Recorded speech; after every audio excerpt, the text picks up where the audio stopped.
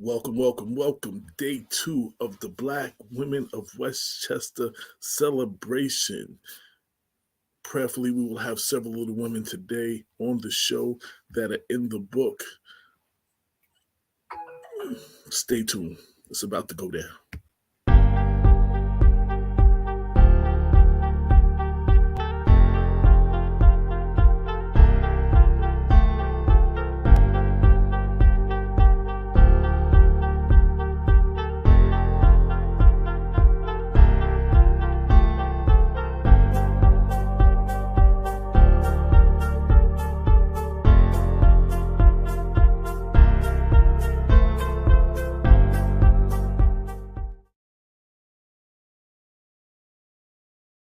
22 million black victims of Americanism are waking up, and they're gaining a new political consciousness, becoming politically mature.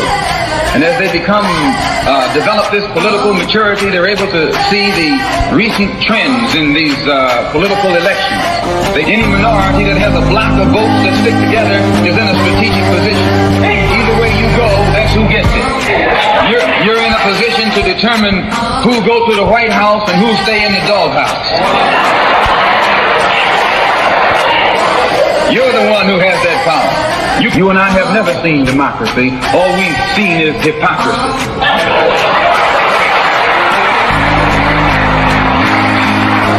When we open our eyes today and look around America, we see America not through the eyes of someone who has enjoyed the fruits of Americanism. We see America through the eyes of someone who has been the victim of Americanism. We don't see any American dream. We've experienced only the American nightmare. We haven't benefited from America's democracy. We've only suffered from America's hypocrisy. And the generation that's coming up now can see it and are not afraid to say it. And are not afraid to say it. And are not afraid to say it. And are not afraid to say it. And are not afraid to say it. And are not afraid to say it. And are not afraid to say it. And are not afraid to say it. And are not afraid to say it. And are not afraid to say it.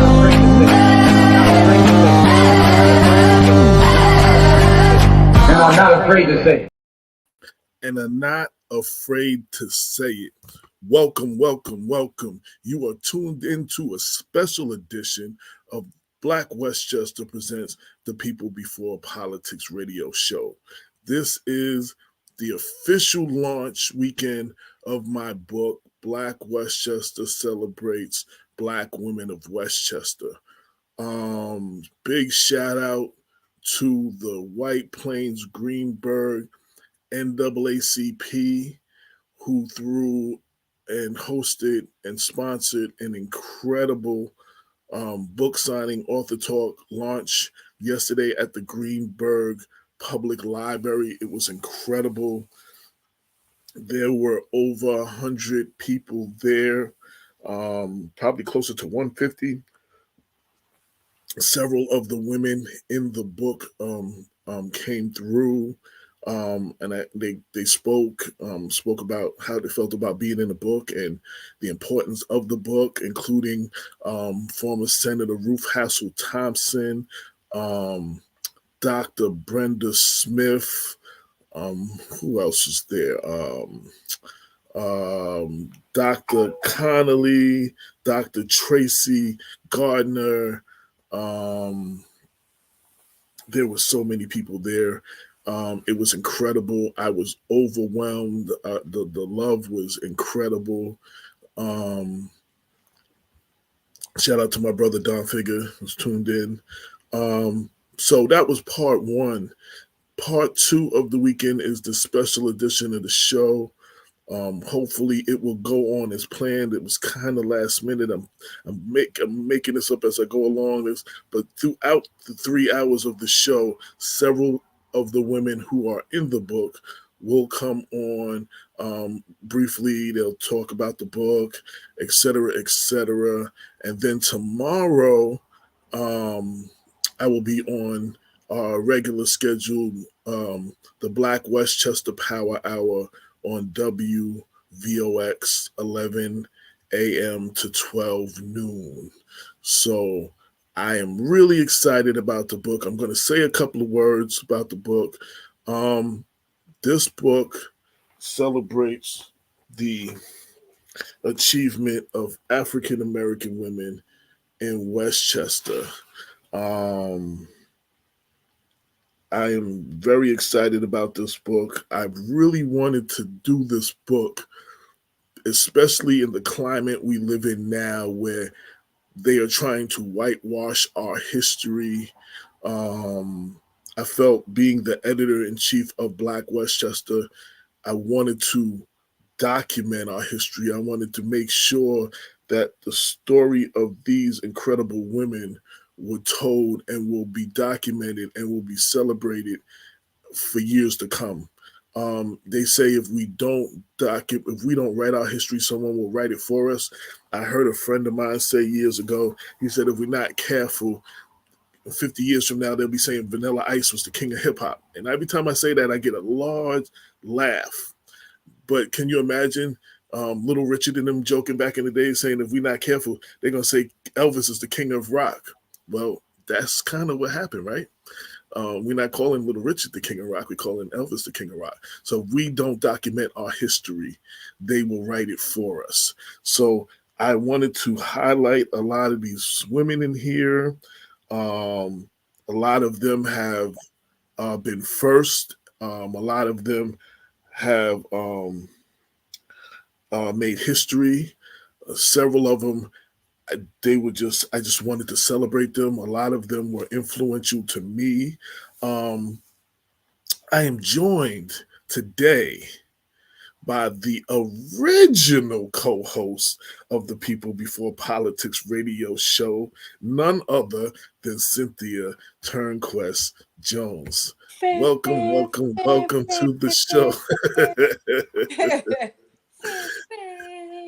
Yeah. So we don't have the studio stuff, so I can't push the buttons. I don't got the applause and all that stuff and all that crazy stuff, But it's all good though. Shout out to Cruz, who's on his world tour with his girl Lisa. That's really cool. Yeah, that's really cool. And yeah. Sometimes he does like this, like a power hour of music. Oh yes. Be inside your house jamming. Yes. But definitely shout out to Cruz for giving us the space to create this forum that we've done, this thing known as the People Before Politics Radio, an idea of my partner Damon K. Jones. It was his idea. This was a show, for a show he did on Blog Talk Radio before. And then when we got together and created Black Westchester, he wanted to create this and real short history of that. So we were invited to another show that Priscilla Ichi was on. And he was invited to speak about Eric Garner or something, one of those situations. And, I went like I did early days. I went there to document him, take pictures and video of what he was doing, like kind of be independent of his movement. And we looked at the studio and was like, yo, this is cool. And had a conversation with Cruz, like, yo, how much is it to do a show? And next week, August 3rd, 2014, we kicked off the first episode of People Before Politics. And Cynthia, I don't know if you was on the first show. I was in the Bahamas. Yes. So you joined us for the second or the third show and was with us for at least the first 100 shows. This is show number 362. Nice. Yes. And we've had several hosts, but you were the original host, the first co-host. Original youngster. Yes. And I'm going to just say, yo, in the studio, y'all have no idea. There was a lot of laughing going on. Damon turning up the heat. Cynthia talking about she was cold with a fur coat and it was summertime. We used to be like, yo, what's wrong with you? So it was just laugh all the time. And the quote was that from the promo, that's why we used to get in trouble in class, because Cynthia and Davey for laughing all the time. So before I bring our first guest is already here, Cheryl Brand, but I wanted you were at the book signing, the official launch yesterday. Tell everybody about that from your perspective. So I I'm always talking about books. They tease me. They're like, she's gonna quote a book, and I normally do. and I go to a lot of book signings, and I go to a lot of book launching. But it's different when you go there for a friend. Like, I know you. And then so it's like the anxiety that happens, that a lot of individuals like that I talk to you about. It's an anxiety that an author goes through. You go through different phases of anxiety. Like, are they gonna like the book? Are they not gonna like the book? Is the book going to sell? Is the book not going to sell? Am I going to have enough books? Are they going to at least buy one book? Well, at least if they buy 5 books, I'll be fine with that. Those type of things happen. And so walked in, and she just was able to get. There was 4 of us that walked in together. We was able to get 4 chairs. I was like, thank God, because the room was packed. You had the NAACP in the house, and then you have members of NAACPs that were members of Delta Sigma Theta Sorority Incorporated, Alpha Kappa Alpha Incorporated, as well as the Westchester Political Caucus and the New York Continental Society. Those are all 4, with the exception of the NAACP, which is a male and female organization. All of the other organizations that I mentioned were all female, and it's I was gonna say Black Female History Month, but no, it's Women's History Month. But we Black Westchester, so we celebrate Black women. Yes. Shout out to Women's- Arlene. Arlene Yeah, said, what's up, I was there Arlene? yesterday at the book signing. It Yep. was amazing. Many beautiful African American accomplished women. So many. Yeah. Yes. So it was exciting, and just sitting there, and just and watching AJ and listening to the gurus of Westchester County, women that got up and started telling you the background of what they did, or what made them make a certain decision to stay in Westchester. There was one person who said that she's supposed to actually go to California, right? And then and the ability to also talk about the launching of the campaign for this month, Dear Black Woman, I Love You. That was really powerful. Going through the book, because AJ and I are doing, there you go. AJ and I are doing we're doing a campaign all month with Black Westchester. So like, I don't know if a lot of individuals understand, like there's like many, like, and you kept saying it, there's many different individuals that play different roles in Black Westchester. And so I'm usually on the ground and doing something out of the box. So, AJ, this is what I'm getting ready to do. Go ahead. And AJ main word is no doubt. So no doubt. No doubt. That's what's up. No doubt, and that's what's up. That's what's up. And so, like, accolades to AJ. One of the things that I mentioned was, right now we are in a turmoil with books being banned and books being challenged and books being taken off the shelves. You have some libraries where individuals actually go into the library, take the book off the shelf, check it out, and they never bring the book back. And that library have to continually purchase the book over and over and over again. But in particular, Black authors and Latinx authors, Jewish authors, the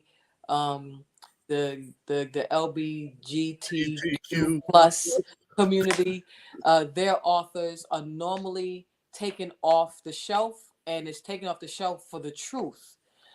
We have places like in Florida and Texas where they have legislation in place to remove particular books from schools. And if teachers teach from that book or that subject, they are held accountable. Some are fined. And so what I gave a shout out to AJ was, I'm hoping that his book make it to the ban list, because it's the truth, and there's a lot of individuals that are fighting against the truth. And so the book right here, so you got it right here. One thing about it is that, when I was born in 1968, And I talk about it all the time as an educator, that you, as a child, a young girl, I didn't see books like this. I didn't see books by Stacey Abrams. I didn't see books by Tamika Mallory. I didn't see books by Mashonda, who was married to Swiss Beats, I think. I didn't see books by people like this. And so to have a book like this book that AJ wrote, and that exhibit a lot of Black females in particular, and I constantly use the word Black because a lot of individuals are afraid to use the word Black. But and you know, this is Black Westchester at the same time, but Black females who have made a dent, Black females who can be a mirror. And I talk about the mirrors and the sliding glass doors. You could Google it. um I'm not, I don't remember the woman's name who came up with the mirrors and the sliding glass door, but it's a thing. And so you have books with that were just what they call windows.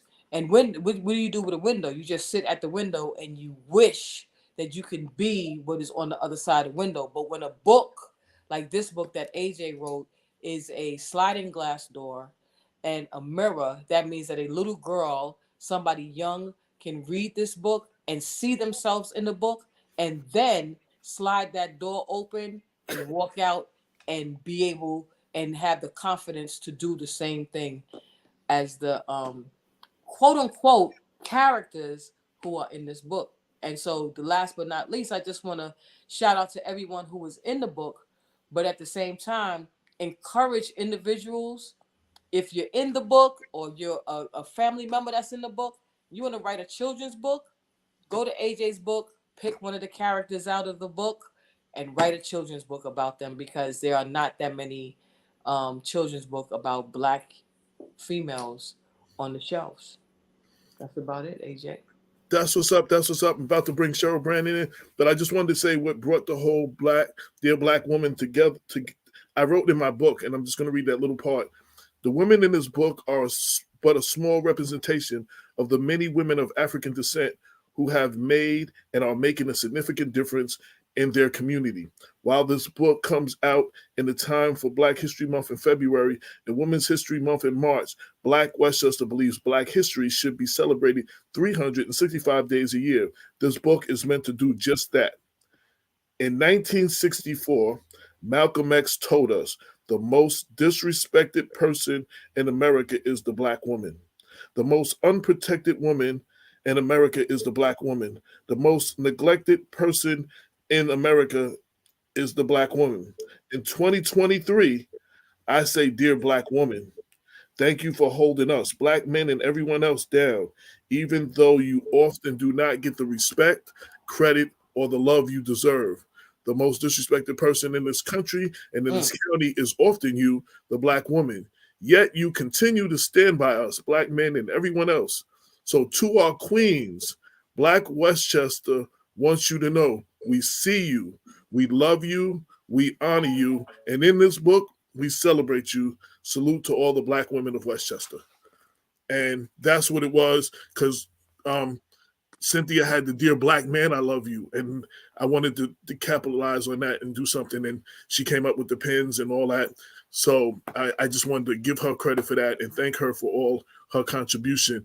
And without further ado, we're going to bring in the first guest that's in the book, Cheryl Brannon, from Sister to Sister International, a big supporter of Black Westchester, and one of the Black women in Westchester that are doing the damn thing. I mean, I just I can run down her resume, but just let me say she does the damn thing. So she is a mirror and she is a sliding glass door, and she's creating those type of opportunities for our young girls. And shout out. Do the sound, AJ. Yeah. Welcome to the show. Welcome to the show. Your mic is off. You are muted. Well, thank you so very much. I am delighted to be here this afternoon, and I am a big fan of both of you. And I got to tell you, just sitting here listening to your tribute from the book and all of your sincerity and all of the great vibes that you've sent out to Black women is a good thing. And then, of course, to have my good sister Cynthia and all of the great work that she's been doing, empowering our young people and just calling it like it is certainly a pleasure to be here with both of you. So yeah, and I'm very happy to be in the book. Congratulations to you on all of the success, and it's a good thing. I was like last year, I made it my business. I said Women's History Month is March, so I was putting as many women on the screen as possible for the whole month of March, and I started with a different female guest co-host too. So I want to even the co-host. So I was thinking, I'm trying to get on all these radio shows to promote the book. What better way than promote on my show to start off Women's Month by celebrating the book and celebrating all the women and start off Women's Month. So that is what today and this whole weekend is about. And I was honored to celebrate you and to give you your flowers for all the work that you do. You do get recognized, but I still wanted to document, what you do and who you are, as well as the other women. And I picked some women that people didn't know. I hope that people walk away from this book saying, oh, I didn't know that. Because one of the things, and no criticism to anybody who has a Women's Month program, every year a lot of the same women get recognized. And they're worthy of being recognized, but there's so many women that do not get recognized. And hopefully I've included a significant amount of them in this book. Excellent. Yeah, no, I think that's a good thing. And as you know, we've already purchased some, a lot from for STSI, and we've invited you to our week of action, which is coming up the last week of March, beginning on Monday, March 27th. And we have a week of wonderful webinars that are focused on our 4 pillars. On Monday, we've got juvenile and social justice. Tuesday, we've got entrepreneurship, pay equity, and economic prosperity. And we're so pleased to partner with you and our Black Business Directory and really make sure that we're lifting up Black businesses. And as a matter of fact, on News 12 today, you'll see a snippet on Sayadonna Brandon Douglas, my daughter, and the great work that she's doing producing documentaries and her ownership film, again, that uplifts Black businesses. So we have to continue to keep that entrepreneurship, pay equity, and economic prosperity in the forefront. And then our week continues on, AJ, on Wednesday with Black maternal health. And, we've been doing all kinds of great work in that space. I was delighted to be on not long ago, having been the guest of Senator Schumer, Congressman Bowman, to go down for the State of the Union. And that was to help lift up the work of Black maternal health. Why should Black women be dying 3 and 4 times more than their white female counterparts, regardless of their level of education? Why should that be happening here in the United States of America? So we're working to certainly make a change here in Westchester County. That will be on Wednesday, AJ. And then on Thursday, as you know, Sister to Sister International has been in the forefront over 13 years, empowering and pouring into our youth with STEM and STEAM. So we'll have our STEM and STEAM showcase on Thursday evening. And then Friday, we're going to give the folks a little break. And then we're back again on Saturday in person at the Grint and I Will Library in Yonkers. And we've got, back by popular demand, our sister, Congresswoman Yvette Clarke, and a whole host of others. We're going to have our breakout sessions. Last year, we were delighted to have our sister Cynthia, and we're certainly looking forward to her coming back again to talk about the great work she's doing in that space. So there you have it, the last week in March, our week of action, culminating on Saturday with an in-person, and that's what we do. That's what we do. I don't know any other way, and that's who we are, and that's what we do. I have a question. Go ahead. Does Westchester County have a youth summit? Yes, they do. They do. Underneath the auspices of the Westchester County Youth Bureau, Dr. Damien Harris Madden. Mm-hmm. Who was one of the women in the book. Go ahead. Yes. Okay. Yes. All right. Absolutely. Absolutely. Yeah. And we've been happy, to partner with her and certainly various others over time. So that's a good thing. Okay. Yeah. I wanted to applaud you, and this is what we all should be doing, and some people do, but it's not done enough. That whole, when you go up, you reach down and bring someone up with you, and that whole um, leaders create other leaders. I look Absolutely. at you as a leader. Like, a lot of people call themselves leaders, and then they stay in these positions forever, and they feel that there's nobody qualified to take their place. And that's an indictment on their leadership, because leaders create other leaders, and they bring up other people. Sister to sister, I've always known y'all to reach out to the youth and bring them up with you and educate them, so because they're the future. And Absolutely. we need more organizations. Not saying we don't have any organizations that do it, but we need more of our organizations to do that, because sometimes, people, and I'm not calling no names, we celebrating today. Some people stay in positions too long, and they. I don't know what that's about, but they don't bring people up with them, and you have always done that, and sister to sister, and provide a platform for young women to be the future leaders. Absolutely. Yeah, no, that's what I've been all about. As a matter of fact, Alice C. Scott was a mentor of mine.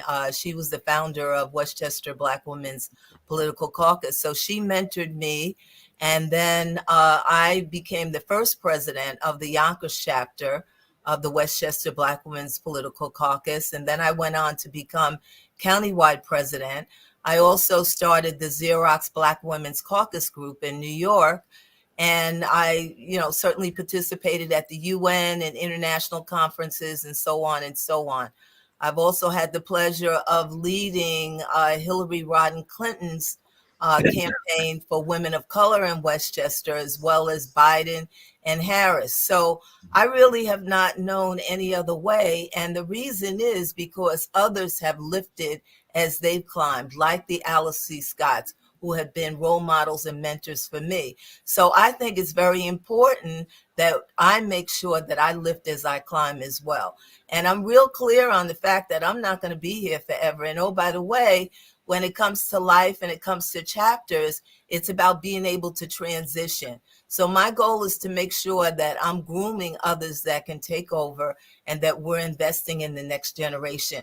And oh, by the way, the next generation has to be woke. I tell girls all the time, you could be the best math or science student, but you really need to know what's going on in the world. You need to be able to be an advocate, and you need to be able to stand up for yourself and your people. So that's what we're all about. Absolutely. And I see the work, and I see your daughter, and it's always good when you see somebody and you see their child with them, walking. I always complimented Cynthia when I first met her in 2014, and we would go to all of these protests. Her sons were at everything that she was at, and sometimes they would intern for us and hold the camera for Damon and I, and Damon don't do the march thing. We go to the beginning, take the pictures, and we drive to the end. So the next time they had the march, they was like, Uncle Damon don't make us walk. We go get something to eat and then go meet him at the end. Right. But you gonna march today? My son did his internship. He was at Michael Academy at the time. Both of them. Very nice. That was their intern. Their internship was capturing Black Lives Matter, and that's how both of them learned how to really take pictures. And because a lot of my pictures that you see, that's my sons that take my pictures. So They learned how to they learn photography on their own by capturing Black Lives Matter for their internship hours at Mount St. Michael Academy. Wonderful. And it makes a difference. It makes a difference. I mean, they're learning, but at the same time, they see the importance of giving back, and they see the importance of being a part of the movement, because guess what? We all need to be a part of the movement now more than ever. Now and more than ever. when you start when you use that word woke, and I think personally that I've been talking about this for the past couple of years now, we start too late. in the education sector, right? You need to start from pre-K, right? You need to make sure that they understand from pre-K. The same thing goes with financial literacy. You need to start from pre-K. Absolutely. Do not start from high school. It's too late. It is. But you have when you're guiding them, right? Them being guided, it will either bring them peace, and if you don't guide them, it will bring them trauma, right? And so I just want to tell you that with me guiding my sons during the Black Lives Matter movement, one day I went to a protest and I saw this man taking pictures. But from the back, I said, that man looks familiar. And I tapped him on the shoulder. Do you know it was my son? Wow. My older. So I said, well, how did you know? How did you know about this spot right here? He said, oh, I follow this Instagram page, and we all give the addresses of where we should meet up at for the protests. And then I get to another protest, and my other son was there because it was the musicians that was doing a Black Lives Matter protest. And there he is with because he learned during COVID how to play the ukulele. And there he is playing the ukulele in the protest. And I was like, wow, this is interesting. Yeah. It does work. It does. And so, like, it's us now looking at the books, because the books are not those social studies books that they have right now for our children are very poorly delivered. Absolutely. Yeah, our children are amazing. And that's a great story that you shared about your sons. I mean, you don't know the impact that you're having, but, you put them in the right place, you give them the right guidance, and they grow up in it. And, oh, by the way, the next thing you know, they are it. They're the ones. Yeah. I always say they're the ones we've been waiting for. Right.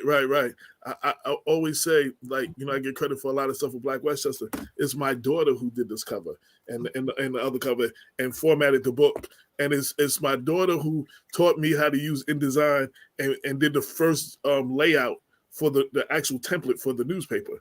She had to show me she had to actually teach me, because I didn't know how to use that program at all. So, it's funny now, I was teaching her all this time. Now she's teaching me. You know what I'm saying? And it's great. I wanted to say the last part that I put in the book, in 2019, Miss Brandon was inducted in the Westchester Women's Hall of Fame. Black Westchester proudly celebrates Cheryl Lynn Brannon, a true Black Westchester legend. And I just wanted to read that. Well, you kind. It's my pleasure. I feel very honored to be a part of such great company. And, oh, by the way, as you mentioned, not only all of the great sisters that are featured in the book, but so many that are not, that are doing the thing. Right. So it's a good thing. I think it's a great idea on your part. And I know you said you're going to have some additional series and so on. So I wish you all the best with it. Yeah, there should be a part 2, maybe even a part 3 of this eventually. There's going to March 15th, the hardcover coffee table edition comes out on Amazon. It'll be like 8x10. It'll be hardcover. It'll be glossy color. So it'll be a lot of pictures inside and everything like that. So that part is coming out on Amazon March 15th. But I want to thank you, and I wanted to celebrate you. And as always, thank you for all that you do. Thank you for always supporting Black Westchester. And we appreciate you. Absolutely. And I know you and I had talked about as well, you joining us on April 10th during our live conference and bringing some of those books that you have as well. So yes, we want to continue to keep lifting you and Sister Cynthia up. And thank you so very much. It's my pleasure to be in your company. Thank you. This has been amazing. I couldn't, sometimes you plan things, and this whole thing has been organic and has taken on, even the book has taken on a whole life of its own. It was way bigger than anything I originally saw in my head. Yesterday was way bigger than anything I actually saw in my head. Nice. And that was because of a lot of people. There were a lot of people who contributed. There were a lot of people who gave me information. There were a lot of people who like Janice, shout out to Janice from the NAACP. She asked me in January, before the book was even out, can we sponsor something for you? And I was like, yeah. I was going to do something in Greenberg. And she asked me who I dealt with. And she called the library. She set it up.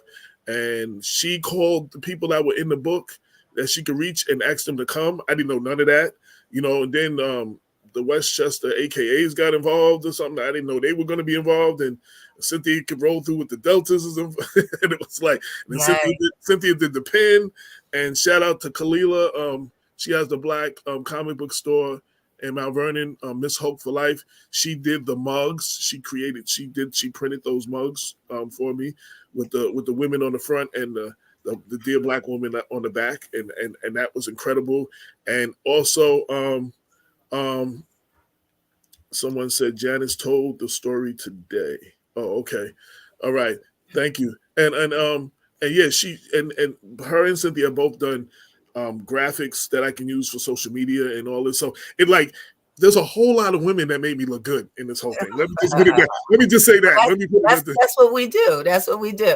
And let me just shout out the Honorable Pearl C. Qualls as well, because I spoke with her and she's very pleased to be included as well and sends her regards. Right. I believe that Sabomi or the Westchester Black Women's Political Caucus, because a lot of people rushed me, at the end. So someone said, I need 2 books. I need you to sign one to May Williams. Yeah. I signed it to her. And then Sabomi posted the picture of her holding the book, thanking me. Exactly. And I was like, wow, that's incredible. So exactly. So I'm glad that she was pleased. And yes, she was very pleased. And Ruth Hassel Thompson, who was very critical of things that are written about her, she was like, "Oh, this book is incredible," and I have to say it because I love what he wrote about me. So I was happy that she was pleased, and that everybody was pleased, and hopefully, I said this early on. I said this in an interview. I think the Port Chester newspaper, Westmore News, they just interviewed me. Full page spread. It was a beautiful thing. I had to get a frame for it. I was like, very nice. They did a really good job. So what I was saying to them, this book is going to be my Christmas song. And people are like, what the heck does that mean? Every year you go Bly and play that Mariah Carey record, and you go get the Jackson 5 album, you play it over and over. I foresee this happening every Black History Month and every Women's Month from this point on, and maybe people bringing me to speak, and hopefully people utilizing this book for research and other things for that time of year. So hopefully it will be the book that continues to, have life every year around this time. So the gift that keeps on giving. Absolutely. Good for you. Well, thank you for your time as always, and I think I will see you Tuesday. Yes, you will. Yeah, absolutely. So we're speaking at the charter school in Yonkers Tuesday morning. It was their Black History program, but last Tuesday, the rain, so they pushed it back to this Tuesday. So absolutely. And I will have your box of books with me. And, okay, good. Yes, thank you. Thank you. That's a good thing. That's a good thing. Thank you so much. Thank you. Both of you have a good one. You See too. you later. Okay. Thank you. Bye-bye. I'll be in touch. All right. Thank you. Yeah, so that was the first guest. Now, I reached out to a whole lot of people, and everybody's got busy schedules. So what's going to probably happen is a lot of them are probably going to come, and they probably all going to come at the same time. I was trying to stagger them, so everybody's going to. Yeah, but some people I know there's a group that's coming in the 6 o'clock hour, and I know there's a group coming at the 7 o'clock hour. So I just wanted this. When I told Dr. Bob, shout to Dr. Bob. Like originally, and I was telling Cynthia this, I think yesterday, originally, when I was talking to Damon, I said, you know what? We do Black History every day, through Black History 365. I should put something just from what we have on the website together and put a little small book together and for Black History Month. It was going to be a brief, small book. And as I did it, and this question asked me what made me decide to do just women. Well, 2 things. One, the achievement of women in the last 10, especially 5 years, has been incredible. Women have been shattering glass ceilings all over the place in every position, in every field, in every aspect. That was 1. But 2, the deciding factor was when I started doing research and I started going back in time, Right. It was harder and harder to find the achievement of African American women when you start getting to the 70s and the 60s and anything before that. It was easier to find the achievement of African American men. And even some of the women who I did find, it was their husband and then they were mentioned. You know what I'm saying? They're the one that did the achievement, but their husband was the one being celebrated for whatever. And then they was, as an afterthought, they were like, and his wife, with his wife, he did this, this, and this. You know what I'm saying? So I felt like, I was just moved to, at this point, to celebrate Black women. And I think it's very necessary. I think it was very important. There will be a Men of Westchester book that will come out for Black History Month next year, for February 2024. There will definitely be one. But I felt I needed to celebrate women, and like I said, this book took on a life of its own. There were many more women that I had got names of, but I couldn't get the information I needed, or I couldn't confirm dates and stuff. Right. Like one of the biggest things, and me and Damon had this conversation. If you Google, it will say first African American woman on the county legislators. 2 names come up: Pearl Quarles and Lois Braun. And I'm like sitting here, so I'm telling Damon, yeah, Pearl Quarles, she was the first. And Damon's like, no, Lois Braun was. And we were really having a conversation about this. Both things are true. But 2 things: Pearl Quarles was actually the first, but she was the first to serve. She was appointed. Lois Braun is actually the first to be elected. And which is whack, and I'm going to say it straight up, because Pearl Quarles was Republican, some people don't include her when they're writing, Got you. So you know what I'm saying? So they just Lois Braun. So it was a lot of. First thing I did was I called the county legislators and called. I couldn't get. Y'all don't have the information, the dates. Like, y'all don't have the information. Like that's the one place I figured I should be able to get the date. Like, what date did they each start? You know what I'm saying? I couldn't get that from the county legislator. Don't y'all have a historian or something? What's interesting is that I think yesterday, or maybe one of our conversations so you created something that was not created, that needed to be created. That's one. Right. 2, now this should be noted in schools, because the curriculum is very it's a colossal bore. And so now there's a lot of these individuals that you have here featured in your book who the students can actually look for them and speak to them, right? I thought that was very important, though. And they could speak to them. Now you have like, because I work in Harlem, right? And you have the Harlem Renaissance. There is a plethora of people who contributed to the Harlem Renaissance, and there is nothing at all written about them in a single book, but it's in a book like this, right? So you also did something where I foresee children's books coming out of your book, where it's inspired to create a children's book about the first mayor of Mount Vernon, Ruth Hassel. There should be books about these people, because there are books that are windows that are about white women who have made different accomplishments, many accomplishments. There are children books about them. And so now it's the starting and the ramping up and making sure that we have books that represent and that little girls can look at. And I know that I keep honing in on it over and over and over and over again, but it has to be, somebody got to say it, right? Because then it will be just the elephant sitting in the room.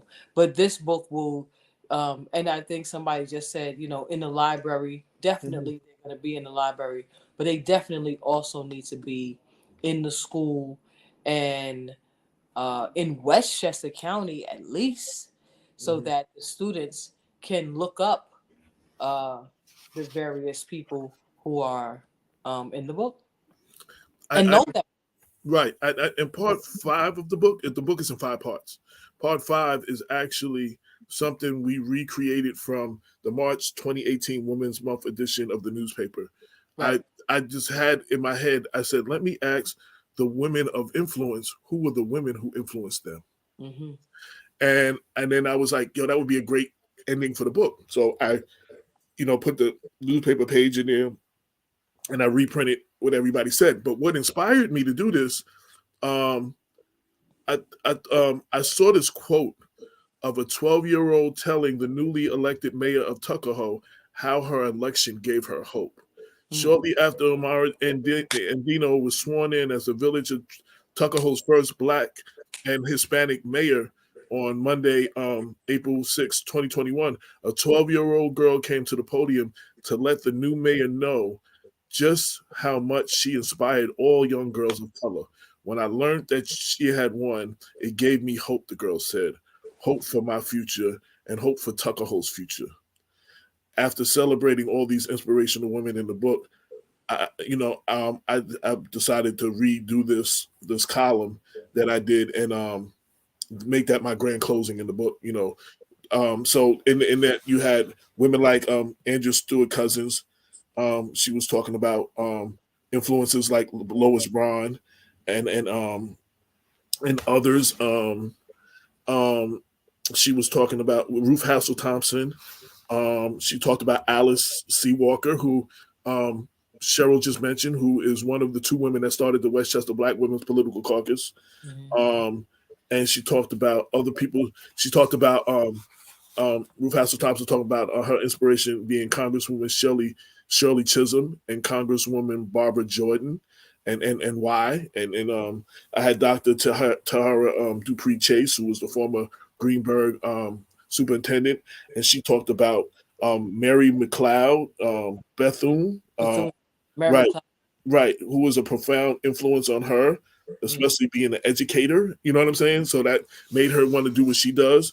And just to add on, AJ, I'm telling you that it's through the journey of where so there's a book by Up from Slavery by Booker T. Washington. Yes, I'm familiar with that. So I was reading it, the students, we were reading it together, and my sorority sister, Dr. Tracy Dixon, said that was the reason why she picked Hampton to go to, because they read that in school. Wow. And so you have this book here where there are children who are going to pick this book up and they're going to say, I wanted to be able to be a town councilwoman because I read about Lois Braun. Right. So it's going to happen. Right. We had White Plains Council President Nadine Hunt Robinson. She said she also talked about admiring Shirley Chisholm.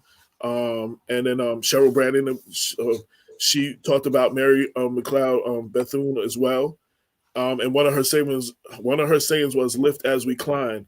Lift after we climb, we must leave no one behind." And she said, that is so important to me. I try to do that, replicate that in everything I do. So we had Lena Anderson, who was there, the former president of the White Plains Greenberg NAACP. And she talked about the women that she stands on their shoulders. And she named a bunch of them. And I just thought that young girl, that 12-year-old girl, said she walked up to the new mayor and was like, yo, when I heard that you had won, you had given me hope, and hope for us as a people, and hope for us in Tuckahoe. Like, you know what I'm saying? And I was like, I wanted to put that in there. And, I just tried to compile as much stuff. There's also a timeline in part 4, which starts in 1828 when Sojourner Truth, she was a resident of Briarcliff Manor, which I did not know. And she was the first African-American woman, African-American to sue a white person and win. And I was telling somebody that, and they said she might have been the last too, because we don't win no more. I was like, I don't know if that's true, but she was definitely the first. So, and it goes from 1828 up to January this year when Danielle Brown became the youngest ever council president of Mount Vernon City Council. So, you know, and they just I wanted you to see the accomplishments. I wanted you to feel in touch. And like you said, this is not reading women. This is not reading about Harriet Tubman, no disrespect, or women that are no longer here.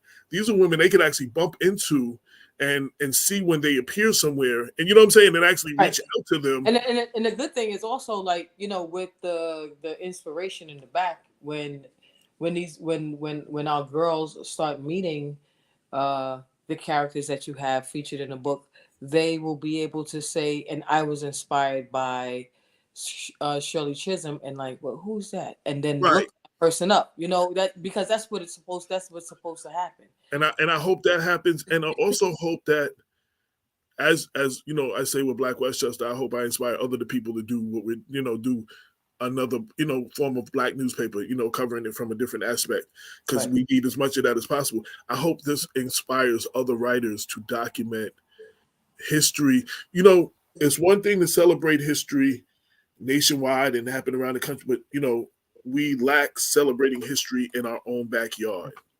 And I thought, being Black Westchester, that was very important to celebrate the history that happened here. You know, we can celebrate everybody else, and we can celebrate the first Black Supreme Court justice, and we should, and the first Black vice president, and we should. But we also should celebrate the first this and the first that here in your town. Which is like the interesting part about you saying that is very important, especially for the libraries, where one visit a library in a specific municipality, where they'll be able to go into that particular municipality and learn about the history in there, and that the children are able, I keep going back to the children, because and so where children are also able to go in there and look up the history and learn about particular people who are from here in Mount Vernon, or from Newarkshire or Pelham, or wherever they live. Briarcliff is where you said Briarcliff Manor, yeah. Briarcliff Manor. That should be noted in there. And so that's very important that that we continue pushing for that to happen, because it needs to happen. And again, I said it when Cheryl was on the line, the current social studies books are horrible. They're very vague. Like, for instance, Central Park 5 should have been in the book by now. Right. You know, but see, if they get their way, you'll never read about that. The way they're trying to erase slavery, the way they're trying to erase anything else. I got our next guest. I need to turn her camera on. Dr. Tracy Gardner. As soon as she turns her camera on, I will put her on the screen.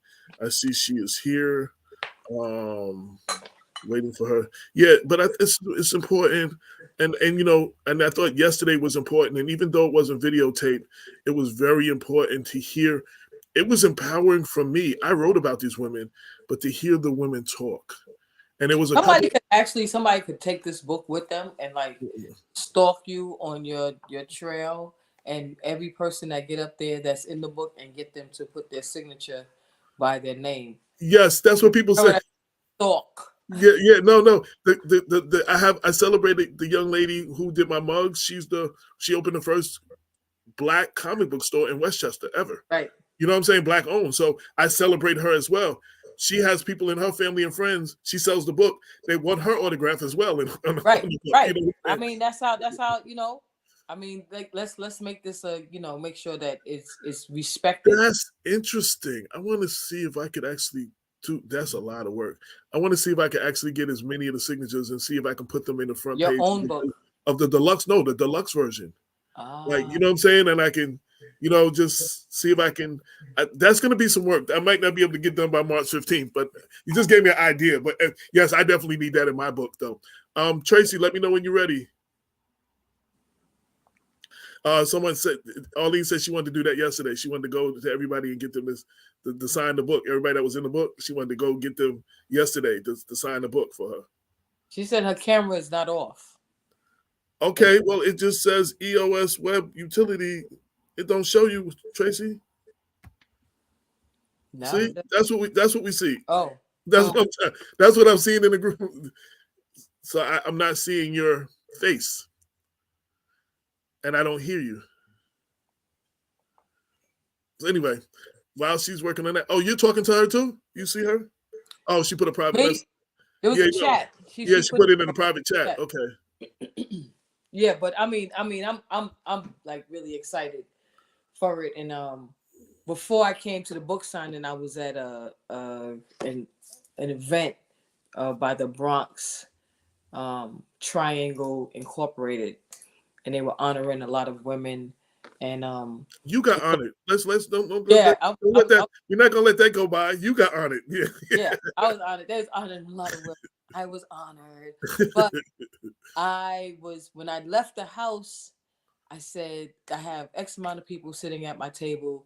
I'm going to make sure that every single one of them get a Dear Black Woman, the complimentary, because we said the first day that we was going to just give them out for free, and I made sure that it was on the table. And then it was like, where did you get that? Where did you get that button from? But yeah. I see the picture with you, Gina, and I think it's a couple of y'all sitting at the table. You all have the button on. Yeah, so I took a picture of y'all sitting at the table.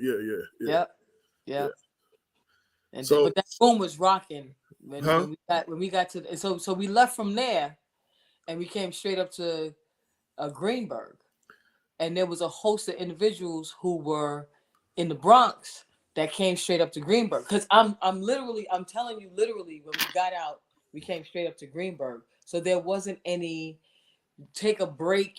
We had to come straight to Greenberg. So when I got to Greenberg Library, I saw you sitting there. I said, "There go AJ. They didn't start yet." Right. Hello. Our next guest is Dr. Tracy Gardner, the first woman and first African American to serve as Chief Medical Officer and Medical Director of Children's Village. And full disclosure, my cousin. And just like MSNBC has their certain people that they go to every time they speak about, if it got anything to do with medical, she is my medical expert that I quote as many times as I can when I have a story. So welcome to the show. Thank you so much. Thank you, AJ, for having me. And always a pleasure to see you, Cynthia. It's really yes. Well, we were on a panel together last week. Dr. Gardner sat right next to me. Oh, you get love already.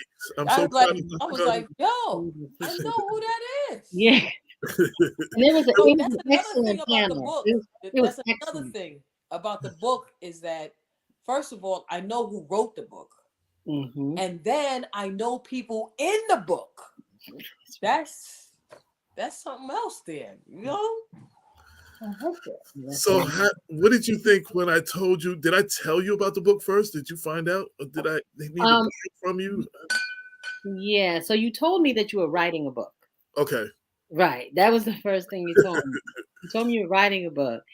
I didn't know that I was going to be in the book until I think you were at the place where you were really starting to put the people in the book and thinking about who you were going to have in the book. And at that point, you said, I would like to put you in the book. And I have to be honest, just like everybody else, like I was surprised, that I would say, and humbled to be in the book. I mean, there are so many amazing women in Westchester County. There are so many. I mean, I really felt like your disclaimer was needed. It is not exhaustive. It doesn't mean that there aren't these amazing women who didn't make the book. I feel grateful to have made the book, but there's just so many. And I'm so glad, like, you did something that nobody has ever done. And that is really incredible. I had to go to at least 150 sources to put this together because there was no one place where I could like just get all this information from. I had to go like literally 100, like the local police stations in Yonkers, New Rochelle, White Plains, the historical society, the historians. I had to go, I had to go to the Westchester Rockland Guardian. I had to go. I even had to get I had to use the Guinness Book of World Records to confirm something. Wow. The Delaney sisters are the oldest authors At the ages of 103 and 105, they are the oldest authors. They're in the Guinness Book of World Records. That'd be excellent. Also, AJ, when you go to the schools and make sure that you tell the students that you had to do research, that is a skill, right? That's not where you just went and Googled information and just took information off of Google and wrote it down. You did boots to ground, walking, talking, and research. And that is the main research is the main task and goal of a school librarian. We do not teach children how to read. We only teach children how to research and how to go about the inquiry and the researching. That is something that's very good. So I reached out to Mount Vernon's historian, Dr. Larry Spruill. And he wrote several books about Mount Vernon. And when I got him on the phone and told him what I'm doing, first thing he said, wow, that is a big endeavor. This is the dude that's a historian. And he was like, he was saying, wow, that's a really, really big endeavor. And then the second thing he said, the most important thing to do is you have to confirm the dates. So most things I had to do, I had to pull them for 4 and 5 different sources. You know what I'm saying? Because like it might say here, then if it said then I had to go to the website, and then I had to go to another place. And so I had to like use multiple sources to confirm, to make sure, because I wanted it to be as accurate as possible. There is some stuff in the timeline that it says like the early 1920s, because I couldn't get an actual date. But it says that in parentheses, I couldn't get, but it's the 1920s. But most things had at least a year, but some things have the month and the actual day it happened. You know what I'm saying? And that was the hardest part, like just getting dates. Yeah, I want to say too, one of the 2 things I think that was crucial to the work that you did was a lot of the people that you put in the book, you had prior to had highlighted in the magazine. Well, that was the first thing, yeah. I think that was helpful, right? And then I think I just want to put a pin in what you both are saying about research. I was a researcher for 2 years prior to going to med school. So I was a researcher, a science researcher at Yale School of Medicine in a vascular surgery lab. And so research is really important. And the thing about Google is that, and though we love Google, I mean, Google's great, but the problem is that you really do have to look at the source. And that's why schools now are actually, colleges are saying, when they ask you to do research, they're saying it has to be a scientific article. It has to be like, they're being very specific about what you can put in your papers, because otherwise you can't know the source of the information. And that's a lot of where the problem we are now, is because people are getting sources that aren't true sources. Right.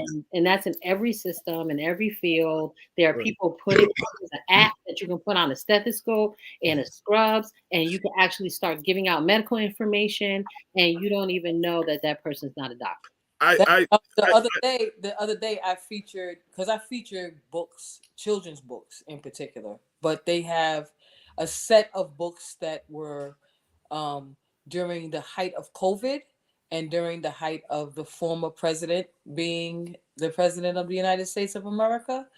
And they have specific titles, propaganda, what is fact, what is fiction, how to research. And so that is now a part of the Civics for All collection that's in New York City Department of Education. And you are 100% correct, where you have a lot of individuals that will just read the title of something and then share it. And then say, well, did you read it? Right. And I had a couple of editors, because I was a freelance writer since 93. And some of the bigger publications, you were not allowed to use stuff like Wikipedia or Google and certain other things as your source for whatever, for your article. So I try to stick to that. and I know personally with my group, JVC Force, if you Google it, it tells you that the FORC stands for all reasons concerning entertainment. That would be FAR not FORCE. Somebody made a mistake one day, and that is all over the internet, and people keep thinking that's what it stands for. It's for obvious reasons. It's not an A. This is JVC4. It's not farce. But I read that all the time on the internet. Like, it's like I can't correct it enough. It's just so you can't. And the sad thing is, reputable people have repeated what they read. So now it's in a reputable publication, so other people repeat it. So that's why I had to use multiple sources. You know what I'm saying? Even though, like, you know, when I read that these women were in the Guinness Book of World Records, I went to the Guinness Book of World Records to see if it was there. You know what I mean? Like, you had to go, you know, I knew that was reliable. So, you know, so. Can we talk about that? Because in medicine, one of the biggest issues in medicine is that the early journals, the early medical journals were written by people who had a bias against a whole group of people. Right. So it's considered scientific medical facts, but they're not really based on real science. They're really based on biases and racism that people had at the time. And so, you know, that's a lot of what the book Medical Apartheid is about, which is I highly recommend, is about for that reason, because it really shows you how you know, the health inequities you see today have a history. So you really do also have to not just look at what you're reading, but who wrote this, right? And what was, right? And what was their mindset when they wrote it, you know? Because that has a real impact on what the trajectory will be. You know, back in 18 and 1700s, they were saying that African Americans do not feel pain. And so, and we know that to be true. But today, in most hospitals, most people with sickle cell will tell you when they go to the hospital, their pain is being ignored. So 300 years later. Well, even with maternal health too. And maternal health. That was one of the things with women are not getting the medication they need or whatever, they're not getting what they need because they think Black women can take the pain more, so, or whatever that is. And I've been covering that a lot. I do want to say one thing, and I know it's a soapbox, but I always have to say this because it's not even just for people watching now or people watch this later. I encourage, especially our young people, this is very important. So a lot of misinformation goes by. So you'll see something online by somebody that you know, a family member, somebody that you trust. You don't confirm it. You just, my cousin put it, so then you share it. So the people that trust you now trust that it's true because it, well, my brother put it. My brother's not going to put nothing in his room. My cousin put it. Then whatever. And that's how these things get put, because no one confirms what it. Case in point, some years ago, there was a gospel singer, and I don't know what it is that he supposedly had done. This wasn't on major news. This went viral from church folk. Like, people were in church texting other people at other church what they heard, and this went around to the point that the gospel singer had to come out and his label had to come out that it wasn't true. It wasn't in no major press. This was just church folk that spread this in 24 hours. Millions of people thought that something happened to this guy. So we have to confirm. We have to confirm the things before you put them out there, because there are people that trust you that will just. I'm very careful when I say something, because I know people are going to be like, AJ from Black Westchester said. So if I don't know, I'm like, I have to say, so this is what I heard, or this is what I know. So it's very clear, because I know that what's going to happen. The person's going to be like, they're going to go tell the story, and they're going to, how you know? Well, I got it from AJ from Black Westchester, so it got to be true. You know what I'm saying? So it's like, I know. So anyway, that's off the beaten path, but I thought that was very important. Every chance I get to say that, I try to say that, because that is what's wrong with nobody's doing research, or nobody's confirming anything. No one's looking this stuff up to be true. How many times people tell me, oh, this celebrity is dead? Okay, so a celebrity is dead, and one blog is a big person. One blog nobody ever heard of is the only person that scooped the whole world. TMZ ain't talking about it.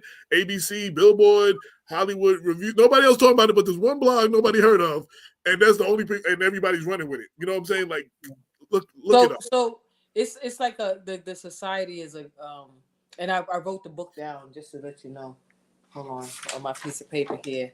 It's called Medical Apartheid. I gotta pick that up. So it's a drive-through window type of way of gathering information, right? Where you just drive up to the window and let me get a number one, make it extra large, and you have yourself a sandwich, potatoes, what is it, French fries, some and you kind have of beverage, somewhere to drink, and you're out of there, right? And so it's in the taking time out to find the information, and it's the respect of the information as well. I was in Utah, and I was at a librarian conference, and we went to a class, and the class was only about, is this fact or is this fiction? Right? Is this true or is this false? That's the only thing the class was about. And then in the evening, they had a movie. It was a documentary about how the quote unquote, what was the saying that he kept saying, the former president, false news, fake news, fake news, how fake news damaged a lot of people, health wise. That's right. And there were people who were believing in this fake news thing, and they made some poor choices in regards to their health and decisions on what they should do about their body, and people died. And yeah, so I thought that was because if you note, the other day, the Library of Congress met with Biden. And the reason why he met with him is because librarians are historians. That's right. And he was like, yo, this getting ready to happen again. Let me tell you what happened. Right? And so what you're talking about, AJ and Dr. Gardner, are this, you want to just you cannot just drive up to the window. You just want to Google, I have a pain in my hip, and then read it, and then, yeah. I think to your point is that sometimes your life can depend on it, right? And I think that's the piece. Like they look at what they're seeing in their Google or what have you, but your life can depend on it. And we saw that in COVID, right? Because there was so much misinformation that it's funny, and I'll share this story with you. So because my responsibility at Children's Village was to write a COVID policy, right, when there wasn't one, right? So you can imagine how challenging that was in March in 2020. And I had decided to take a class. There was an online class at Harvard called, literally in March, I took this, March 2020, how it was Lessons from Ebola, How to Prevent the Next Pandemic. So it was and it was an asynchronous class. It had already happened in 2014. So the class was in 2014, 2015. And so I took that class. Since it was asynchronous, I could take the class. I did it in 2 weeks, 3 weeks, and did all the tests so that I could get through it, so I could learn and write this policy. And so everything that we needed to know about how to prevent the next pandemic was in that document. Okay. Not only that, right, was it the World Health leaders met after Ebola. Now, Ebola seemed like the most tragic thing. And if you got Ebola, you were surely going to die. Okay. And it seemed horrific. And I want to say only, 12,000 people died from Ebola. And it seemed at the time catastrophic. Okay. And so all the health leaders got together and they put together a blueprint on how to prevent this from happening. Not just that, but how the countries would work together, lessons learned regarding what the World Health Organization needed to do the next time around. So all of the things that needed to happen to have speedy response was there. Okay. In addition, okay, Obama at the time hired Kizzmekia Corbett, Dr. Kizzmekia Corbett, in 2014 to the CDC in order to he looked at all this data and statistics and said the next pandemic is more likely to be a coronavirus based on SARS and based on MERS. And he hired Kizzmekia Corbett in 2014, and her sole purpose was to create a vaccine for coronavirus. Okay, fast forward to 2020. I alone, our former administration says I alone can fix it. This is Operation Warp Speed. There was nothing Operation Warp Speed about it because Mikia had been working on it for 5 years. Okay. Took all the credit. Matter of fact, banned Fauci from talking to you about Kizzmekia Corbett, so you don't even know who that is. And then, right? And then threw away all the blueprints and didn't bother to use them. So now we have millions of people who have died from something that realistically we should not have had as if it was 1918. So not only is fake news detrimental to your health and well-being, right? But lack of information is too. And that's what, and even when we were going through, hold on. So we were going through COVID. I think I had you on, and I had another doctor that the Yonkers had as their official doctor to deal with that. I had him on, Dr. Rabadi, I think his name was, and I asked those questions. Everything that I was hearing rumors about, I asked and I had y'all answer. So like how MSNBC does, but a lot of our people don't watch MSNBC. Right, and don't read. So, yes, that's true too. So during COVID, my cousin had contracted COVID, and he was featured on every news outlet that you can name, CNN, from Mount Vernon. His name is Jordan, and I wrote an article. And then I sent the article to AJ, and then I said, AJ, I have been sitting down for 3 days straight reading about children who were getting COVID, and how they would, like, their hearts stop beating, and then they walk out the hospital like Superman or something like that, right?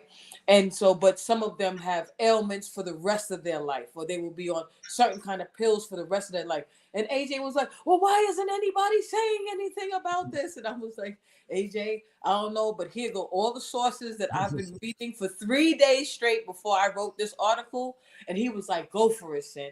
And then he was like, I looked up some more information, and it's crazy. And so it was really interesting how they weren't saying anything about the children.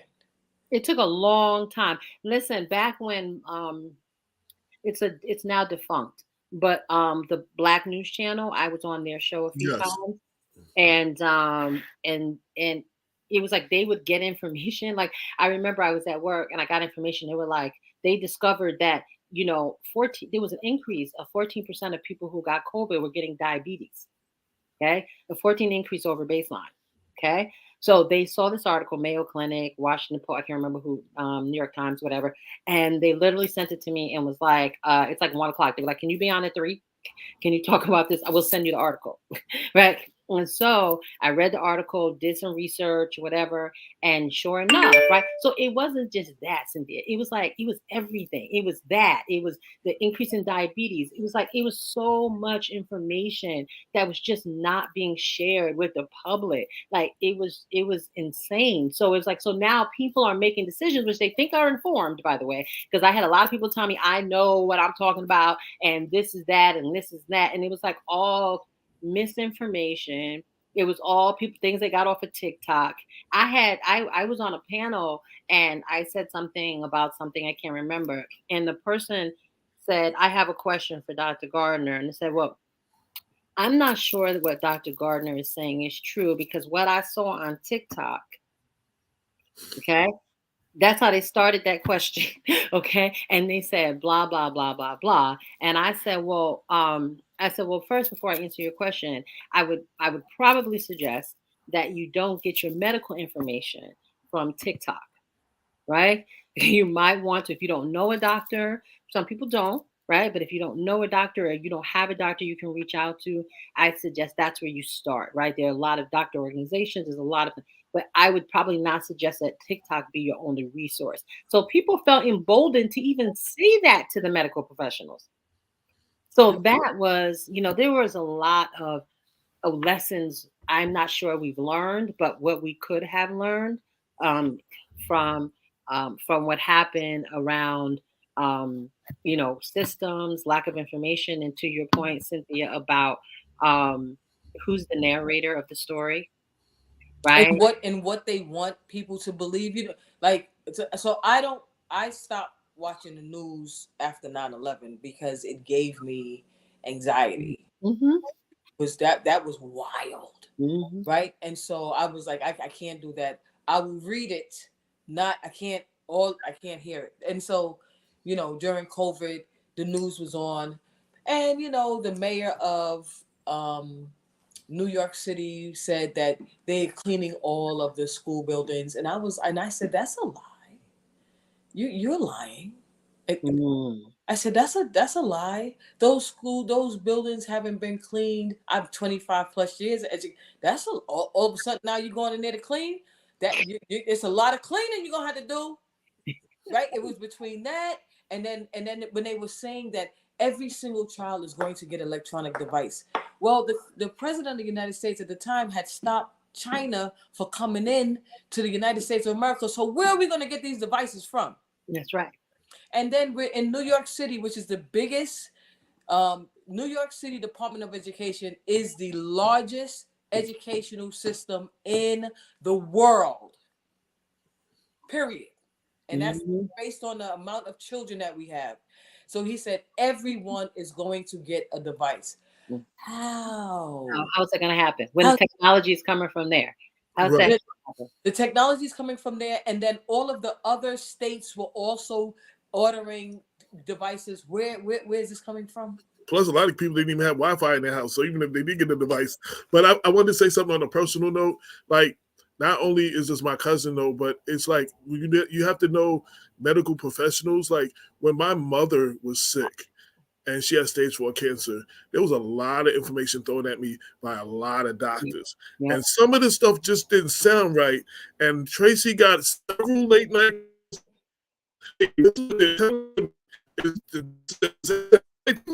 like, and she would explain certain things to me and break it down so that I would understand it, not talking to me like a doctor, but like a person can understand. Because if you talk to me like I'm a doctor, I'm not going to know what the hell you're talking about. Like, I don't know what the hell does that mean? Like, you know what I mean? So she was very instrumental. And we need people. I had to even confirm, I trusted the doctor. My mother trusted the doctor that she had, but I had to check that what they were saying was proper and the right thing.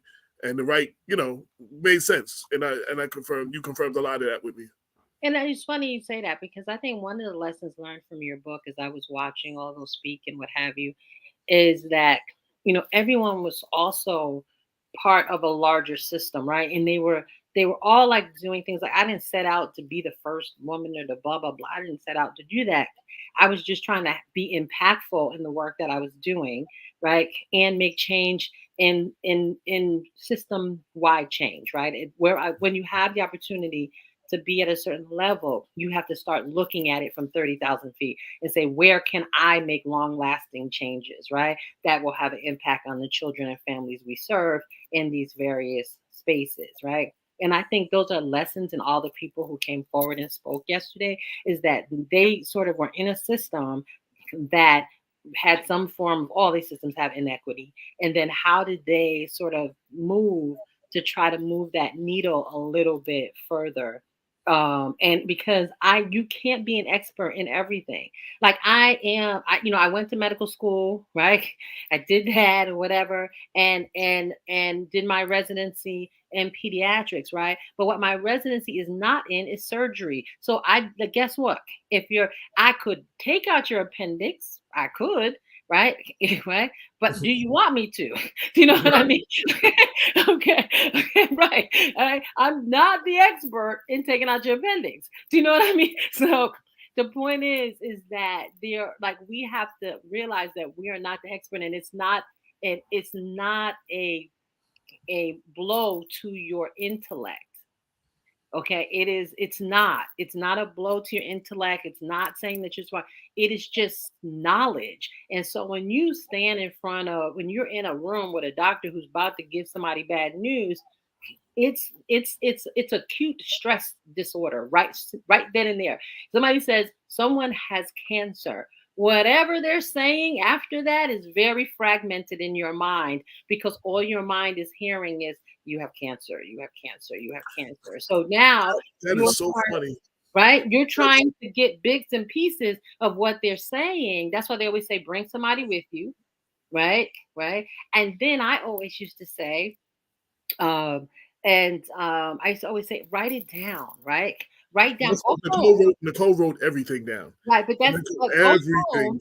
Go home, because even when you write it while you're there, you also, like, you got secondary trauma. Okay, so you want to go home and think about what questions you forgot to ask while you were there, right? And because I think that people don't realize that it's like, I promise you, it's not a blow to your intellect, but medicine is hard. It is the longest training of all careers. That is not by accident. Like, you really do, it's just hard.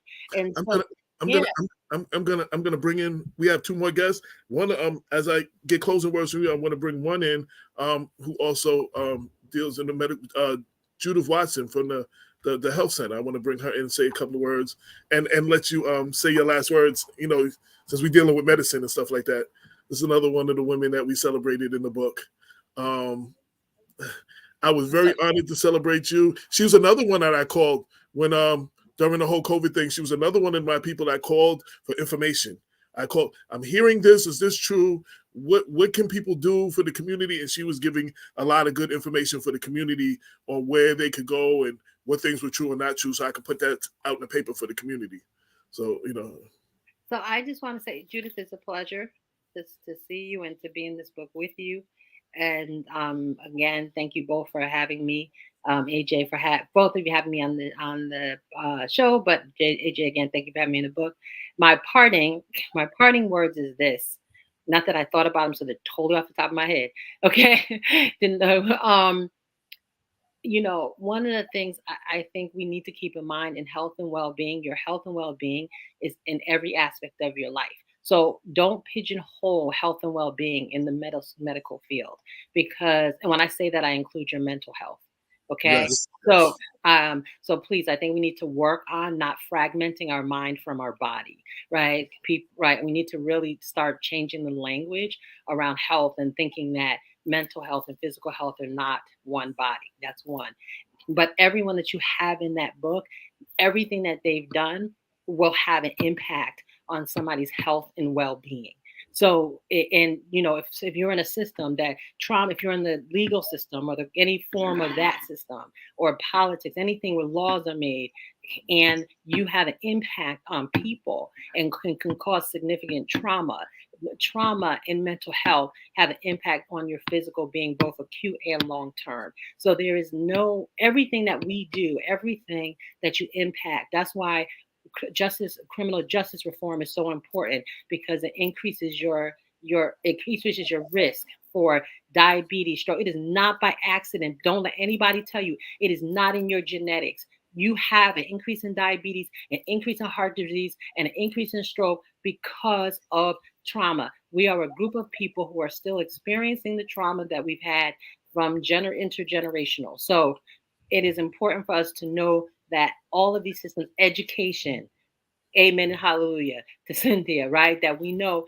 education can also be traumatic for many kids on many scopes. So, and that can have both long-term and short-term. So please, if I can impart anything, because I sit here as an MD, please don't see me as a person whose space really is a health and well-being, and that space filters out into all the other spaces of those you have honored. Right. And I want to just say, while you're there, before you go to, and shout out to Damon, who has a series of books dealing with the mental health and Black Minds Matter, and he deals with that, and also our diet affects a lot of our mental health and a lot of things in our. So we're going to do a series of shows on health and wellness, and we're definitely going to have you on. And you know, I facilitated Damon's book for the NAACP. Right. You know, yes, you did. Yes, you did. Yes, yes. I did do that. And by the way, I'll leave you with this before I go.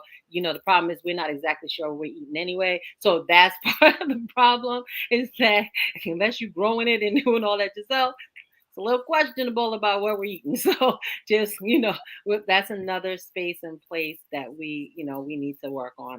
And that's just across the whole society. Thank you again. It's my pleasure. All right. You got to. Thank you. Thank you. Thank you. My pleasure to give you your flowers. Thank you. Appreciate it. All right. All right. So we're going to our next two guests now. We have Judith Watson, who is the CEO of the Mount Vernon Health Center. And we have Marianne Carr, who is the first town supervisor in the town of Bedford, who is a personal inspiration of mine. And I have to say this, and I want to say this loud. She comes down to Mount Vernon and things that I do, and she comes and is very supportive. I appreciated it, but I did not know how much till Bob and I had to go do a library in Katona, which is right next to Bedford, and it was like an hour-long drive out there. And I'm like, wow, she takes this trip all the way down here to come see me. And last week, I was honored at the Hard Rock Cafe by the Greater New York Chamber of Commerce. She drove all the way down to Times Square from Bedford to be there 8 o'clock in the morning to introduce me when I was being honored. So got to give her shout out on top of that. And it was a pleasure celebrating her. And Judith, you already know, it's always a pleasure. And I enjoyed, I wanted to give you your flowers. This is my mother always said, give me my flowers while I'm alive to smell them. And that was a very big inspiration in this book. So welcome to the show. Your mic is off, Judith. Sorry about that. Good evening, AJ. Good evening, everyone. Let me say that I am 30 minutes early, so please, I do not want to take any time away from Supervisor Carr. Let her do her thing. I'm just going to sit here and listen until my time comes. I'm enjoying the show. Thank you. Marianne Carr, we had a conversation, and it's about documenting our history, documenting our accomplishments, and how they're trying to reverse or erase our accomplishments. And that was a very big dedication, very big inspiration to me doing this book. Yes. Good evening, ladies. Good evening, AJ. It's at first, I just want to say thank you for really documenting all of this rich history. And I just feel so honored to just be among such a, class caliber of women that live here in Westchester and just doing great things, just going about their daily lives and just doing great things for the community, for the people of Westchester. Much of the information I was not even aware of. So this book is so needed. And the reason I traveled so far is because, when I was growing up in the southern tier of this country, there was nothing of this sort available to myself or to any person that was in schools. It just was not taught at all.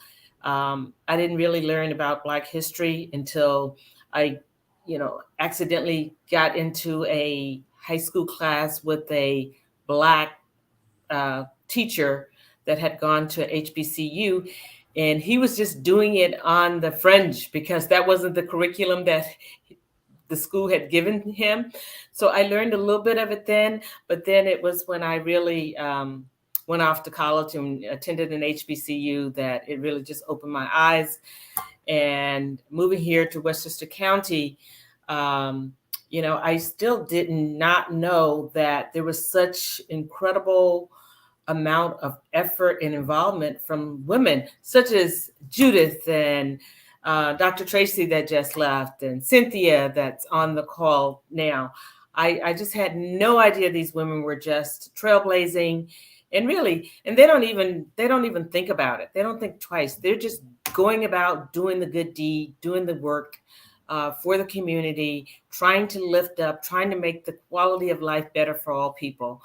And, my foray into public office was you just get involved. I was working for a very long time before I even thought about any type of public position. And it was just, really, I would have been crazy to think about running for office in Bedford, quite honestly. And the reason I ended up in Bedford is because this little church here on the hill called Antioch Baptist Church has that's kind of Southern feel and flavor and culture that I was used to. And I was brought up in the church. And so, you just worked. You just worked wherever you were. And that's what I did. I certainly wasn't, I did not have it on my radar. It was not a part of my plan. Mm-hmm. I wanted to say something, and I'm glad you meant. So Cynthia has not heard me say this. She's going to hear this for the first time. So Cynthia will be in part 2. But what my purpose was, I wanted to be. I held my friends to a higher standard. You know what I'm saying? Like, I didn't want this to be a book of my friends. Like, you know what I'm saying? Like, oh, he just wrote about that because those are his friends. You know what I'm saying? So it was just like, I held so I wanted to get so many other women in there. You know what I'm saying? Because I always have access to you, and you will definitely be in part 2. And your work in education and the advocate for childhood literacy is definitely worth celebrating. So let me give you your flowers here, and you will be in part 2. But my friends, because I've had other friends who, and I thank you for not doing this, because other people, we'll talk off camera, who have been, why am I not in this book? And why am I not on the cover? Like people that have actually asked me that question, and you never asked me that question. You know what I'm saying? And I was like, I had to hurt one or two people's feelings, but I mean, because they kept asking me the question. But I was like, the one person who never asked me and deserves to be in here was you. And I just thought I needed to say that. Like, I'm just excited. Y'all know I'm a nerd. I'm a pretty nerd. But it's just the fact that I know, in my bio about me as an author, I talk about the fact that my mother and father spent a lot of money on me in education, and I had nothing. Nothing. I didn't go to a HBCU. My brother did, right? I had nothing like this. No book like this. Now we had the encyclopedias, and yes, I had, if he's watching, I had Victor Turnquest Sr. Her father. And he would say, sit down, let me tell you about this person. Let me tell you about the time. Let me tell you when Malcolm X died. Let me tell you where I was when Rosa Parks got arrested. He would tell me little stories like that, but I never could read it. They didn't have it. They didn't have it in the schools that I attended. But for me to be able to, I know Marianne Carr. I've seen her before. A lot of women they don't know, and men, right? That I low key stalk and admire you from the back, because it takes a lot of courage to do what you're doing. Courage is to do something that you've never done before. That's number one. Number two, when you get in the position, and this is something that I'm talking about now with the Deltas, is people, you get in the position and you're like, Ray, you got to the position, but then you don't check back in on them, because it's difficult being the first, right? It's difficult being in a specific kind of seat, even if you're not the first, because they expect you to be Black baby Jesus and snap your fingers and everything will be perfect, right? And so, yeah. I have that conversation with one of your sorority sisters, Gina Jackson, being the councilwoman in Greenberg, and she's sometimes too Black for white people, and she ain't Black enough for a whole lot of Black people. Like, she's not real Black to a lot of Black. Like it's funny. Like, she gets harassed for not being Black, like, because she's not, marching go back to Africa. She's not doing all that radical stuff that they. But it's not a Black city like a Mount Vernon, and she got to work within the dynamics of what she got to work with, and then she got them pushing back for the little things she is asking for. So I know that's hard. But what Marianne called, when I think the first time when I taught you, so yeah, I'm gonna be honest, and that was ignorance on my part. I didn't know there was Black people in Bedford. So I was just like, yo, I needed people to see like this. Like the head of Bedford was a Black woman. Like, you know what I'm saying? That was running Black. I needed people to see that. Thank you, AJ. And really, realistically, I tell you, I was living here and I was working, uplifting other candidates that shared my values long time. So when people see me now today that, oh, how did you get involved? And I tell them, look, I was working for years, for decades, before I had the opportunity to even think about running for office. And the reason I decided to do it is because committees, as you know, committees are really what help shape policy for any community, town or village or city. And the committees are made up of people from the community, and they are volunteers. And I had always tried to get on a committee simply because we were very much entrenched in everyday life here in Bedford. My daughter was a student here in the Bedford Public School District. And every time I submit my paperwork to volunteer, I could never get onto a committee. And that was just, I thought, that's just really interesting because there is a sector of Black people here and Black and brown people. And when I look at the committees, there was nothing of a sort on any of the committees. And I just said that, when the opportunity came up, when there was a vacant seat, I just put my audacity and boldness out there and said, I'm going to try to win over the trust of the people here in Bedford. I've already been working. Most people know me. I've been sitting on the bleachers watching my daughter play sports for years. And that's how it came about, is because I could not get a seat on the committee. Had I gotten a seat on one of those committees, I might not have been a supervisor. So I always try to turn whatever challenge I have, I just turn it into an opportunity. It is never a failure. It is never a something that makes me feel like I'm stuck. I'm never stuck. It is like, okay, what can I do next? And you were also, before the supervisor, you were the first African American woman in council. I was first elected on the town board as town council member. So that was definitely historical, for an African American here in Bedford, where there is more affluence and white affluence to be elected on the town council. But that tells you that, there was some people who did receive me. They did receive me in a positive way, because I could not have gotten here with just the Black vote, because it just, we didn't have it. So it's you have to make sure that we all have the same needs and wants and desires. And when people see that, you're really trying to look for solutions for the community, for all of us, because when I succeed, you succeed. When they succeed, we all succeed. And so that was my message, is that, I'm looking to serve every single person. When I'm a council member, I'm not going to be someone who is just, I'm not serving just the Black people. I'm serving every single person here. And I will be listening to everything that you come to me with. And this is a town who is, as you would imagine, who have quite a bit of concerns, and they want to be heard. And you cannot dismiss them because they are actively engaged in this community. Now there's another thing so when I first saw your picture, now there's, again, you're not in a Black area.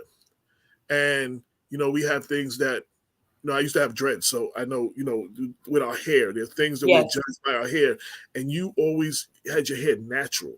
And I'm like, a lot of times in areas and arenas that you're in, a lot of women either are not bold enough to do it, or just don't, they are talked out of keeping their hair natural, or, to fit in.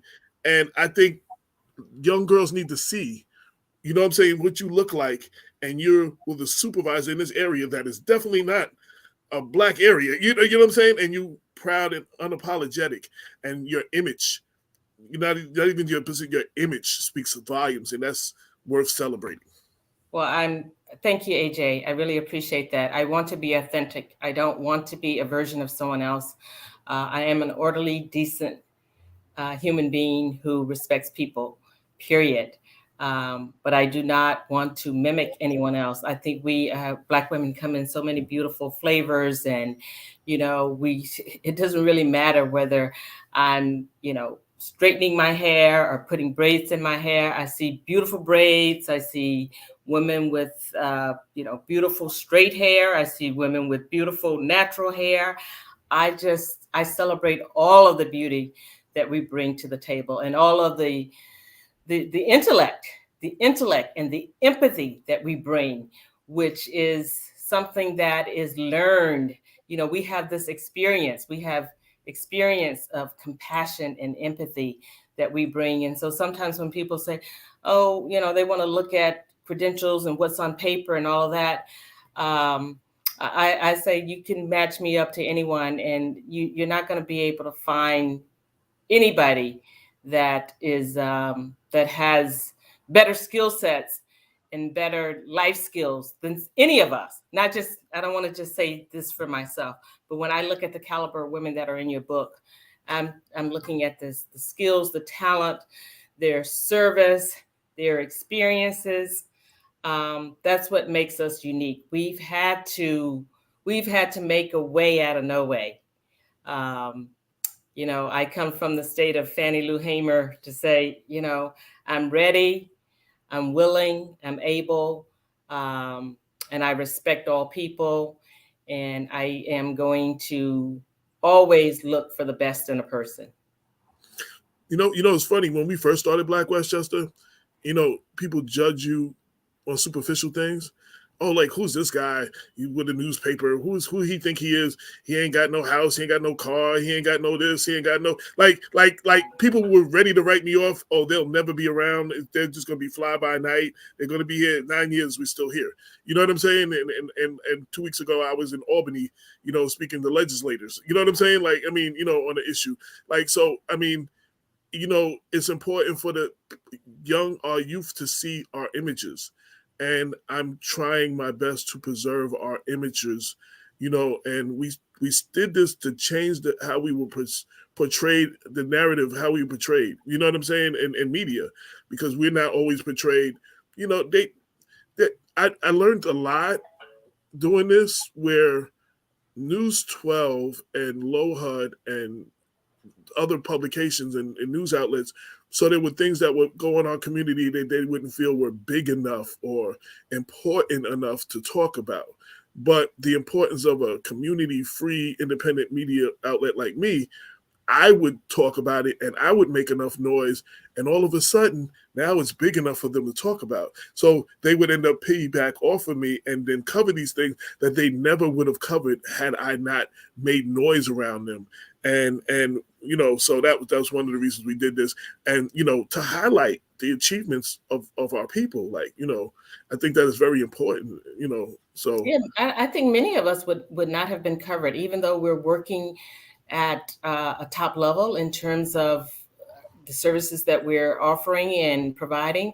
Myself, I don't think I would have been covered. I'm just from a little small town, small town person. No one would know about me, basically. Not on this scale that you've certainly been able to elevate us.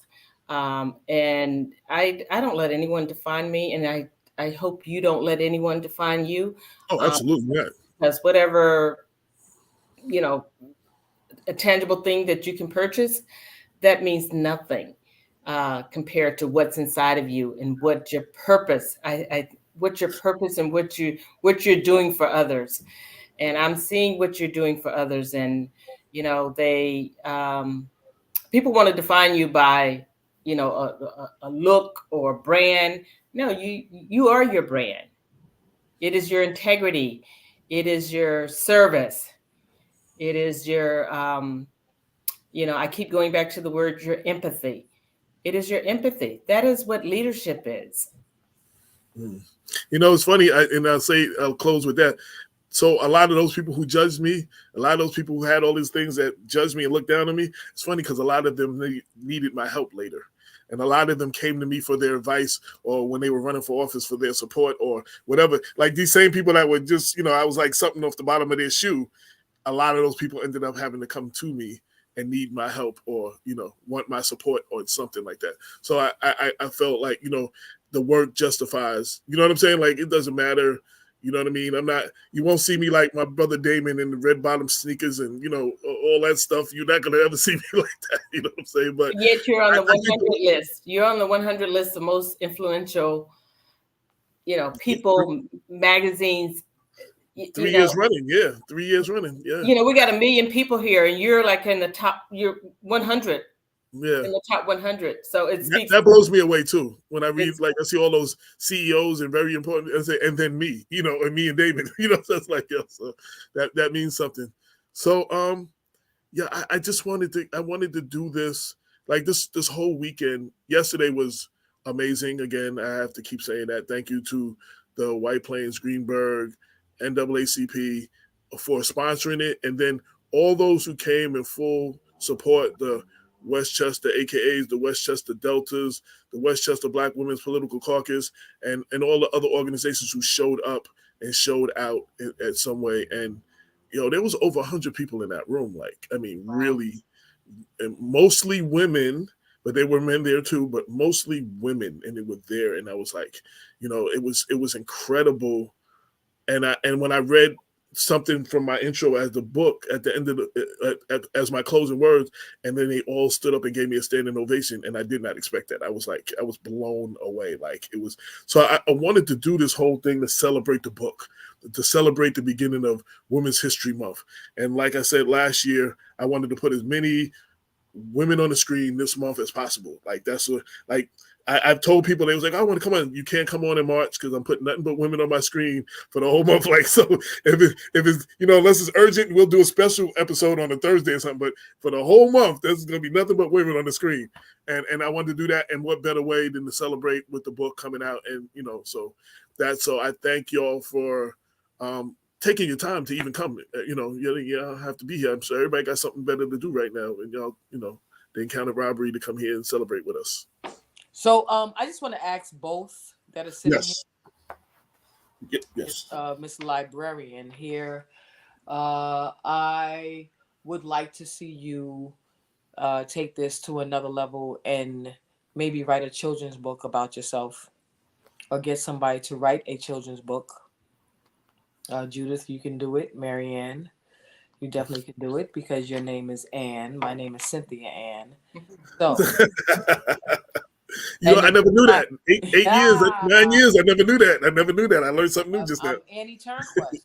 Right. Okay, that's where the Annie came from. Okay. So the reason why I say that is because as a librarian, we have the biography section of the school library, and for Women's History Month, I pull out for Black History Month. I pull on Women's History Month. I pull books out that would necessarily get lost and not get checked out, but it's not that many Black women or Black girls books about them.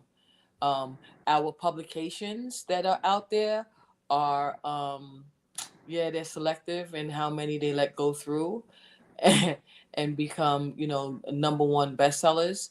And then we also have we have Amazon, and I told AJ before, Amazon does, you can do self-publishing, but Amazon does not give you the money that you are supposed to really get if you were with a publication. So with that said, I'm hoping that you'll get a chance to maybe visit the children's library section and ask them about books, the books that we have out there, and it's not that many, and our girls need more than what is there.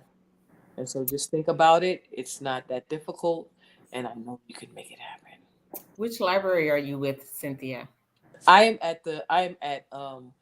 am in what is called a Robin Hood library. So Robin Hood library is located inside of a school, and that means that our library opens after school close. So school ends at 2:20, but I stay open until 6. Um, and it's because I am in a health desert, food desert, and education desert. This is in Harlem in 2023, right? And the closest library wasn't far from the school, but it was maybe the size of your kitchen. And it was like that for years. The New York City Public Library. They opened up a new one, which is now probably the size of your kitchen and your living room put together. But that's the reason why the Library is in that particular school that I'm in. It's in the Polo Grounds. But I didn't come to Bedford to go to the library, but I've been in Mount Vernon Children's Library, Pelham Children's Library, specifically only going in there and saying, I am a parent of a little Black girl. Where is your selection of books so that my Black girl could see herself in there? And the pickings are slim. So that's why I try to encourage anyone, especially my Black females who are making strides and doing things different, to just think about maybe writing a children's book. That's it. Got it. I want to shout out to Lisa Marie Nero. She said Honorable Marianne and Madam CEO are amazing women to work with in the Black Caucus. And she wanted me to remind everybody, which I was going to do later. She will be this is a 3-day celebration. So on my show tomorrow, the Black Westchester Power Hour on WVOX, she's actually coming to the station to actually interview me about the book. So I was like, I'm going to all these other shows to promote the book. I was like, well, I got 2 of my own shows. I might as well promote my own show. So I'm having her come in tomorrow, and she's going to interview me like I was on another show, but it's on my show. So shout out to Lisa Marie Nero, who will be doing that tomorrow. Love you, Lisa. Love you, Lisa. We go way back. And we will look forward to that interview, because you should be interviewed, AJ. Yes. And shout out to I'm like the local Port Westmore News in Portchester. I showed everybody, did a full page on me. I got it in a frame. I was so happy. Yes. They did and shout to Joan, who sent it from Portchester. She's a trustee and she's in the book. She found copies of it and sent it to me. So and then LMC, I think they did Largemount and Mamaroneck. They did their little video thing like this. And they interviewed me and talked about the women in the book that were in their area. So, it's starting to get a lot of that. And News 12, did the thing with politics and power and politics on Sunday on my birthday. That was really cool. And so I'm really excited about. I'm at a loss for words sometimes. I'm really excited about this book. It's taking. I'm thinking of you as a Gordon Parks, who said, I had to be a witness. And it's like you're a witness and you are documenting this enormous history, these contributions. No one else is doing it. And if you weren't telling these stories, I don't know where they would be lost. I am honored by your words, but every time somebody says something like that, like Gordon Parks, or even when you were there and they gave me the Bill McCreary award, I'm like, I got an award with Bill McCreary's name on it. Like, he was the man. He was that dude. Like I just get blown away, like when people put my name in situations like that. And someone told me my style of writing is like a modern day, like Langston Hughes, combining the history, the music, and the culture and everything in the articles with what I do. I don't know if that's true, but I appreciate all of those words. Yes. Well, we absolutely appreciate you, AJ. We appreciate you. The women in this book, and it was so good to hear from from Supervisor Carr. I'm looking forward to getting to know you a little bit better. I've seen you around. Looking forward to getting to know you a little bit better. So impressive. So impressive. Likewise. Yeah. And Cynthia, a Black librarian. Are you kidding me? I mean, I am just honored to be on this show right now. AJ, God bless you, man. I believe that when we're born, we're brought on this earth for a purpose. And that is all predetermined before we ever land here. And your purpose was to elevate Black women in Westchester County, and not just Black women, right? In this book, yes, of course, but to elevate Black people in this county in a way that is unprecedented. And so you are fulfilling your life's mission, and I'm just happy to be a part of any of this. You know, I dedicate the book to my mother, Patricia L. Henderson. She did a lot of work for the community. I celebrate her in the beginning of the book, and I felt like her passing in 2014 was her passing a baton to me to do for my community. You know, we do different things. It's funny. When I first talked to Lisa Marie Nero, we first off, two things. She went to school with Damon. She went to high school with Damon, so she knows the Damon that a lot of y'all don't know.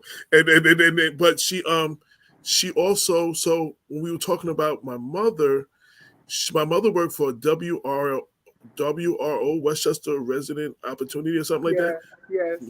Lisa was she told the story that she had a person renting in her house that I guess didn't pay rent or whatever, and she was about to lose her house, and my mother was helping people when they deal with foreclosure and stuff.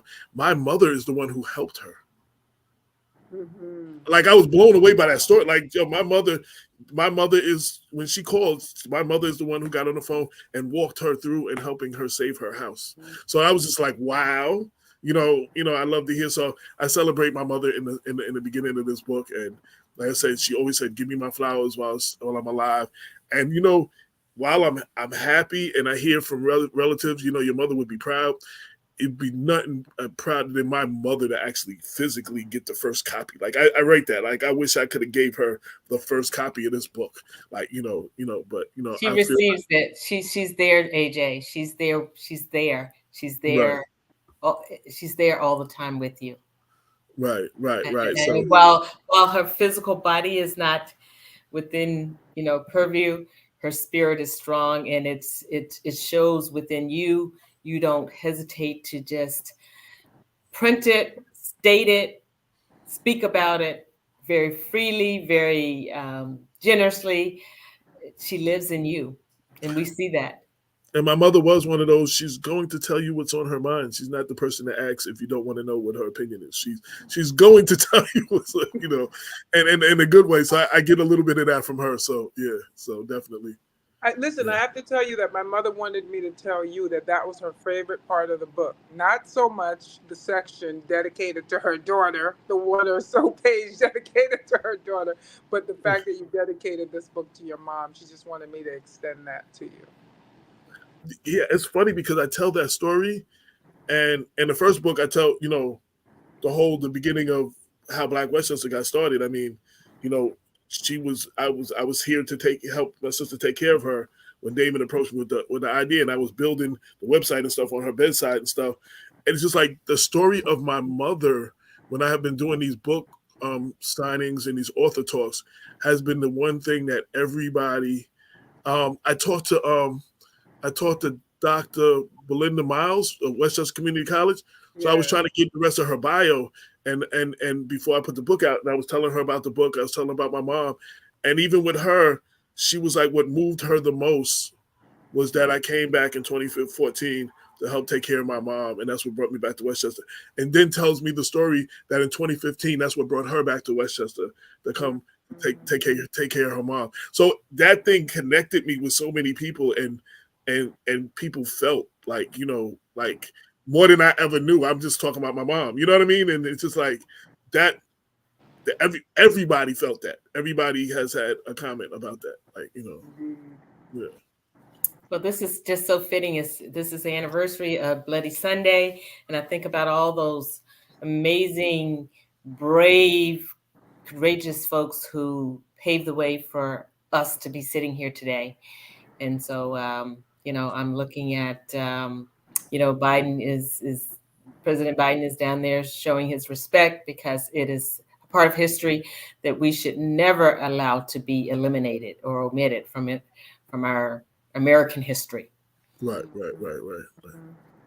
So thank you, AJ. Thank you, and thank you for all your support. If I had a clap button, the applause be playing right now. Yes. But I verbally, I'm going to thank you for coming on and celebrating and presenting, doing this presentation, celebrating the book. I wanted to also give you verbally your flowers. So, Yes, and I hope everyone will get this book. Every single person, every woman, man, and child should get this book. It has the best price point for any type of, gift that you want to give, or just have it for yourself. I know it's in my collection. Your last book I bought for myself, and then I bought another copy and gave as a gift. And I intend to do the same for this one. I do have this particular one, and I'm hoping to get another one because it's a special gift. It would be a special gift. And whoever gets it will be someone who deserves to receive a gift of this, magnitude. And so I just thank you. Thank you for what you do in elevating Black women. Thank you. And just before you go, so March 15th, the actual hardcover coffee table type book is coming out, version of it. It'll be available. The deluxe version, it'll have pictures in it. It'll be all color and all that good stuff. So that's coming out. It'll be available on Amazon on the 15th of this month. And I'll have copies after that. It takes me a minute to get the copy, but they'll be available as early as March 15th, though. Very nice. Yes. All right. Thank you for your time. Thank you for all that you do. And I give you your flowers. We receive them. Thank you. Yes. And Judith, how are you doing? I am doing well. You also, people don't know, go back with Damon too. Was high school? Do you go back? Absolutely. Now I'm a White Plains girl. Damon was a Greenberg guy. Yeah. Certainly our paths crossed. So White Plains, did you went to school with Kenny? Yes, Kenny Chamberlain. Yeah, because he went to White Plains. Kenneth. Ken, I'm sorry, Kenneth. Yes. Kenneth, I know him as Kenny C. Yeah.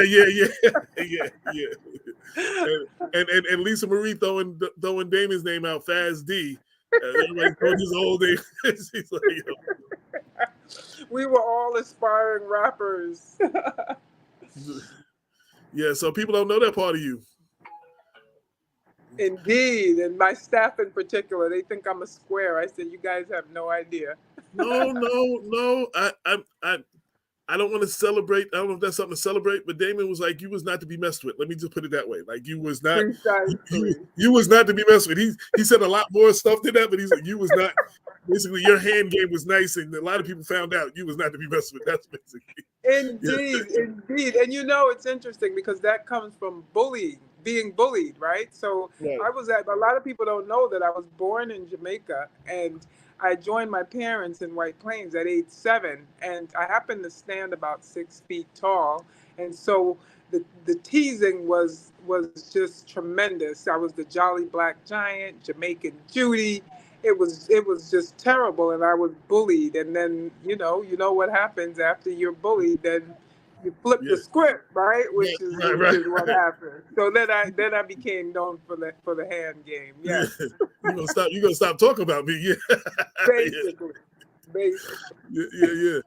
But what's interesting about that is that because my mother's Belizean and my father's Bahamian, so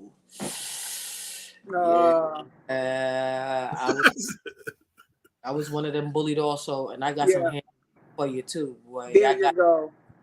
That's what we did. My brother fought every day. He was like, yo, man, I had to fight every day. Yes. I tell people it's not like it is now where everybody's eating oxtail and curry chicken. They made fun of Jamaicans. Go back on the boat, on the banana boat. One time, I lived on Pearsall Drive in Mount Vernon, and I came home from school, and the whole door had all of these like cursing us out. They used to burn up our mail. They used to tease my mother. They used to call my mother all kind of names.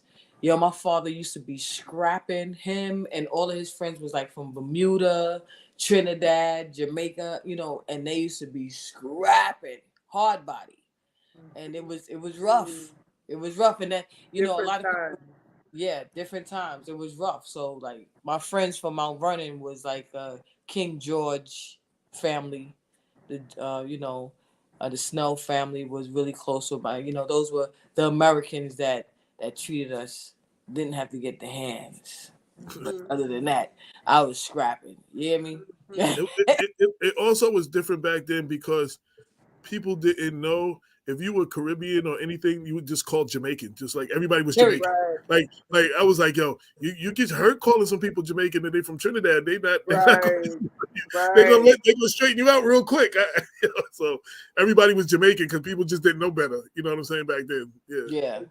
Exactly. And the last thing I'll say about it, because oftentimes people don't know that I'm from Jamaica, but I gravitated towards the Americans as a result of that. I moved away from the Jamaican culture and I gravitated towards the Americans, you see? So life is interesting that way. Yes. So I wanted, again, I wanted to celebrate a lot of women that had for their accomplishments, for what they had done, for being the first, and then others for just the work that they've done. And you've done a lot with now one of your mentors was Miss Morris, right? Carol, Miss Morris.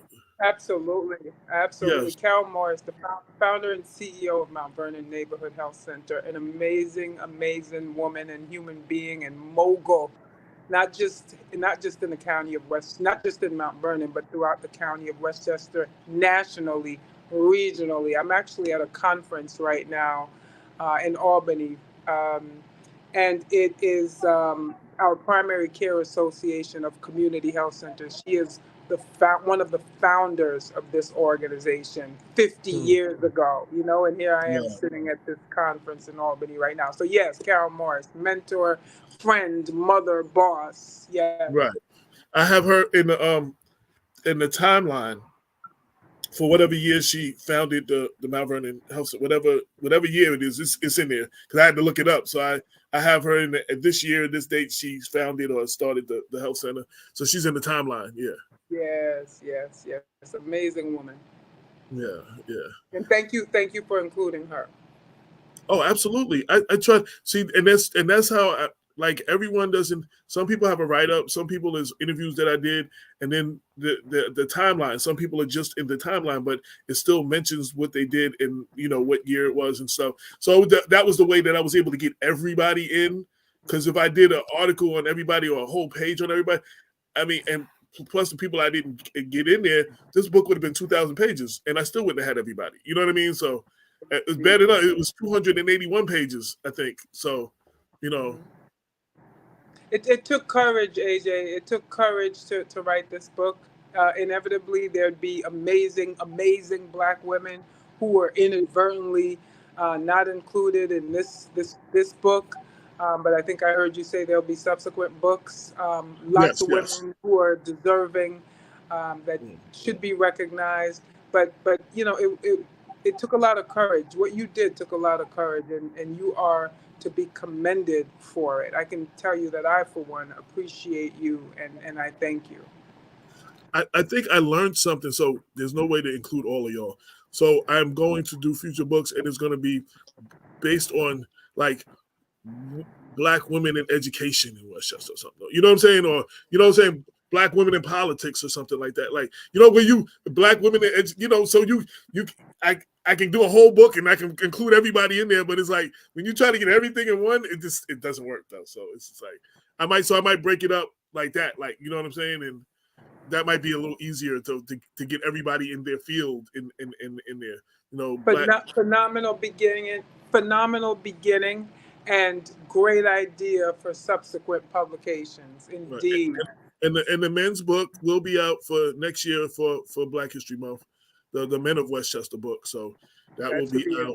Yeah. So, and I already started my next book. I didn't stop yet, so it's going to be. It's the 50th anniversary of hip hop, and I am hip hop, so I'm going to do a book on Westchester hip hop. Yes. It's going to be named after. It's going to be named after a Heavy D song. We got our own thing. Love it. We got our own thing, 914 Hip Hop, and it's going to have a lot of stuff in it. So I've already started compiling the list and compiling the information already. So, yeah. You heard it here. You heard it here. Yeah. So, yeah. So it's just like the 50th anniversary. So I was like, I got to get my 50th anniversary book out too. So, you know, I'm doing everything I'm doing right now. I'm trying to really concentrate on Westchester. People are like, oh, what about this? What about that? Well, I'm Black Westchester. And it's just like, you know, maybe I'll get a point where I can include other places and stuff. But I think right now you need to, where you are, your region that you're in, that needs to be, there's so much that needs to be documented here. So that's what I'm focusing. And I appreciate the love, because by doing just Black Women of Westchester, there's people out of state and stuff that, you know, don't really know what Westchester is and stuff. Some people will buy it because they want to know, but, you know, it limits your, you know what I'm saying? It's not a national topic, you know what I mean? But I still think we need to concentrate on, you know, Westchester. So Lisa Marie Nero said, did you see Cynthia's face when you said you started your next book already?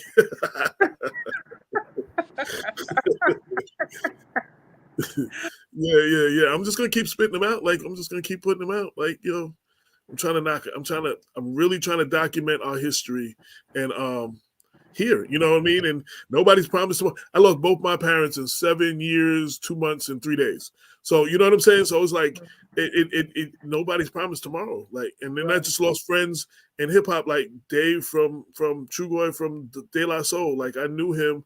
We went to Long Island. We went to Amityville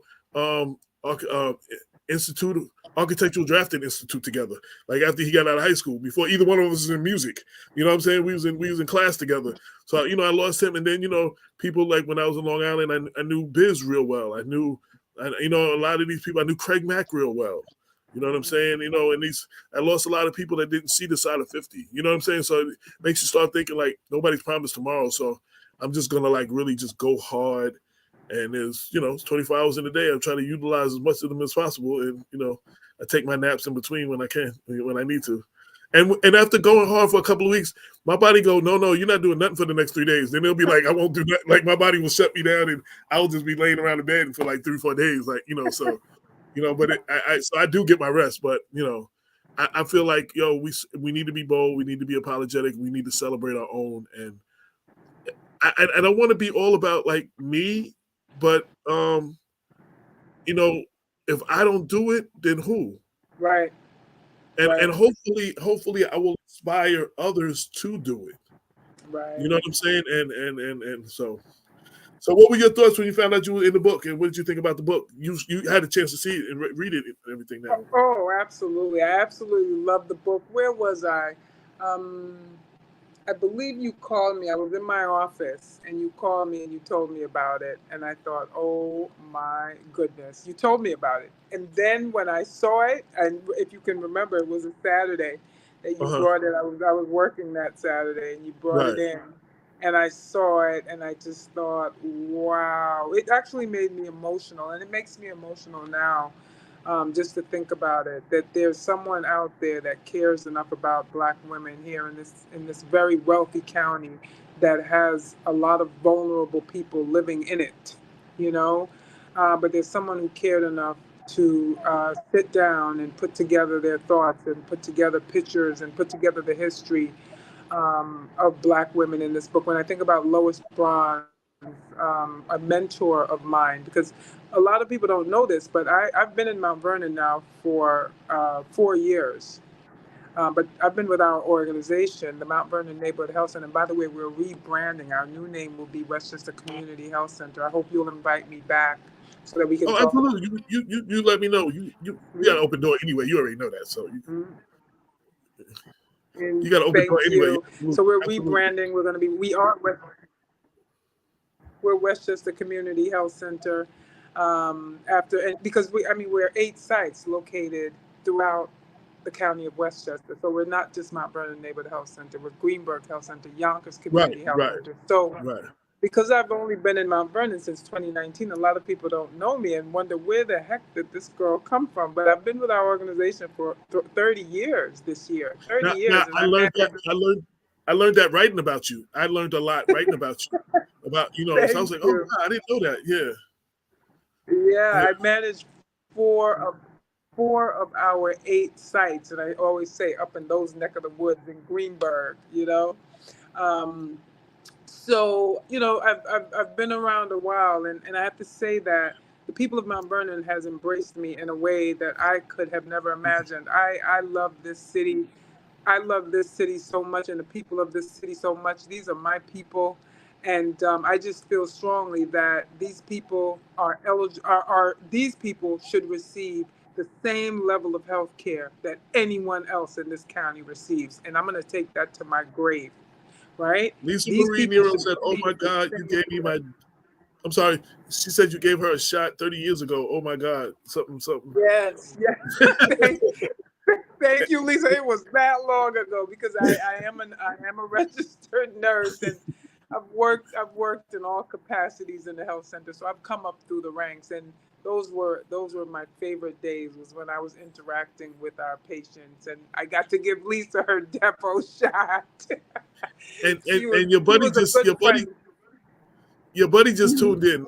Damon's listening right now. He said, "What's up, family?" And he gave you Hey, Dave. he was talking. Hey. Yeah.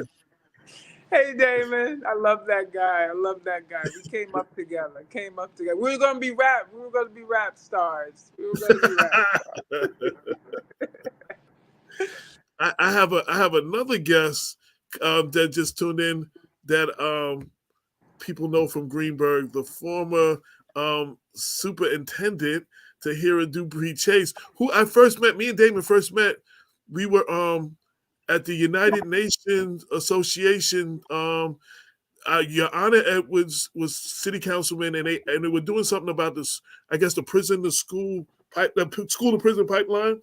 Yes. And they asked him to speak on it, and he said, "Well, I don't know enough. I don't know a lot about it, but I know somebody who does." So he invited Damon, and as always back then, I was there to just take pictures and document what Damon was doing.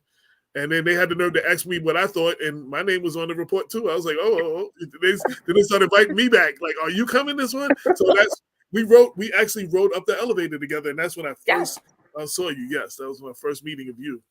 Absolutely. I remember that vividly. And thank you so much again for just honoring women and for including me, and including me for the work that I've done in Westchester County for over 20 years. You see, before Greenberg, I was in Mount Vernon, and before Mount Vernon, I was in Yonkers. Right. So, just thank you for acknowledging that work. And, and in reflection, that work has impacted so many families. And so you are in my church neighborhood. Yes, I am. Yes, with Bishop Harvey. Yes, Lisa. I love Bishop Harvey. He welcomed me with open arms. But, just as an educator, when you've worked for this long, you've impacted thousands of lives and more lives to come. And so, it really is such an honor for you to have included me in this beautiful publication. Thank you. Absolutely. One of the things I wanted to say, so hi, Judith.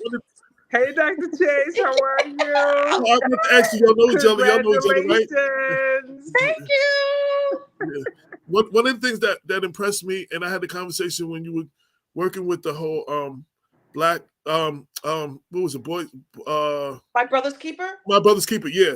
But it was like you understood as a Black female the importance of strong Black men, boys seeing strong Black men, and that whole thing. And not all females understand that, but you understood that dynamic and that whole situation, and the thing you put together at the county center, the picture that was just amazing with all of them all together. And I think you even had the Nation of Islam, but they had on straight ties instead of bow ties, so they didn't scare nobody. But they just saw strong Black men, and I think a lot of them kids ain't never seen that before.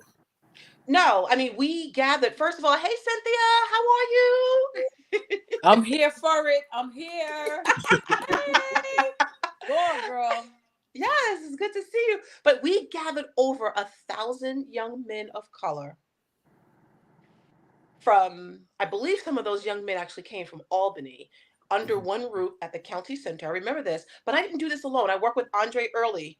Right. So Andre Early and I partnered together to gather these young men of color under one roof. And you're right, AJ, we, as much as we respect the county police, we also wanted our young men of color to see strong representation of themselves. And we also knew that the Nature's Finest, that was the name of the security team, they knew how to speak to our young men, how to greet our young men. And we just thought they would be positive examples. And also, some of them actually shared in breakout rooms their experiences in life, if you will, with our young men. Mike Epps was our keynote speaker. He was amazing.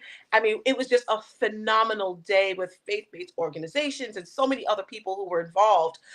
We're trying to replicate something similar to that out in Long Island, probably in about a year or so. There are quite a few My Brother's Keepers communities out on the island who are just, doing some amazing work, similar to amazing work that's done in Westchester. But that work has to continue. Our young men of color need all the support that they can get. And they not only need the support from other men who serve as mentors, but also from women. They need that nurturing from us women. They need to know that we love them, we see them, we got their backs, and we're here for them. And they need to know that we're not their competition, right? We're not their competition. We're in this together. And when we continue to work together, we're going to strengthen our folk. So, I get it. And I got that about you. And it was easy to see with you. Damon said, amen. It was easy to see with you. And that was one of the things I noticed most. And I was like, yo, she gets it.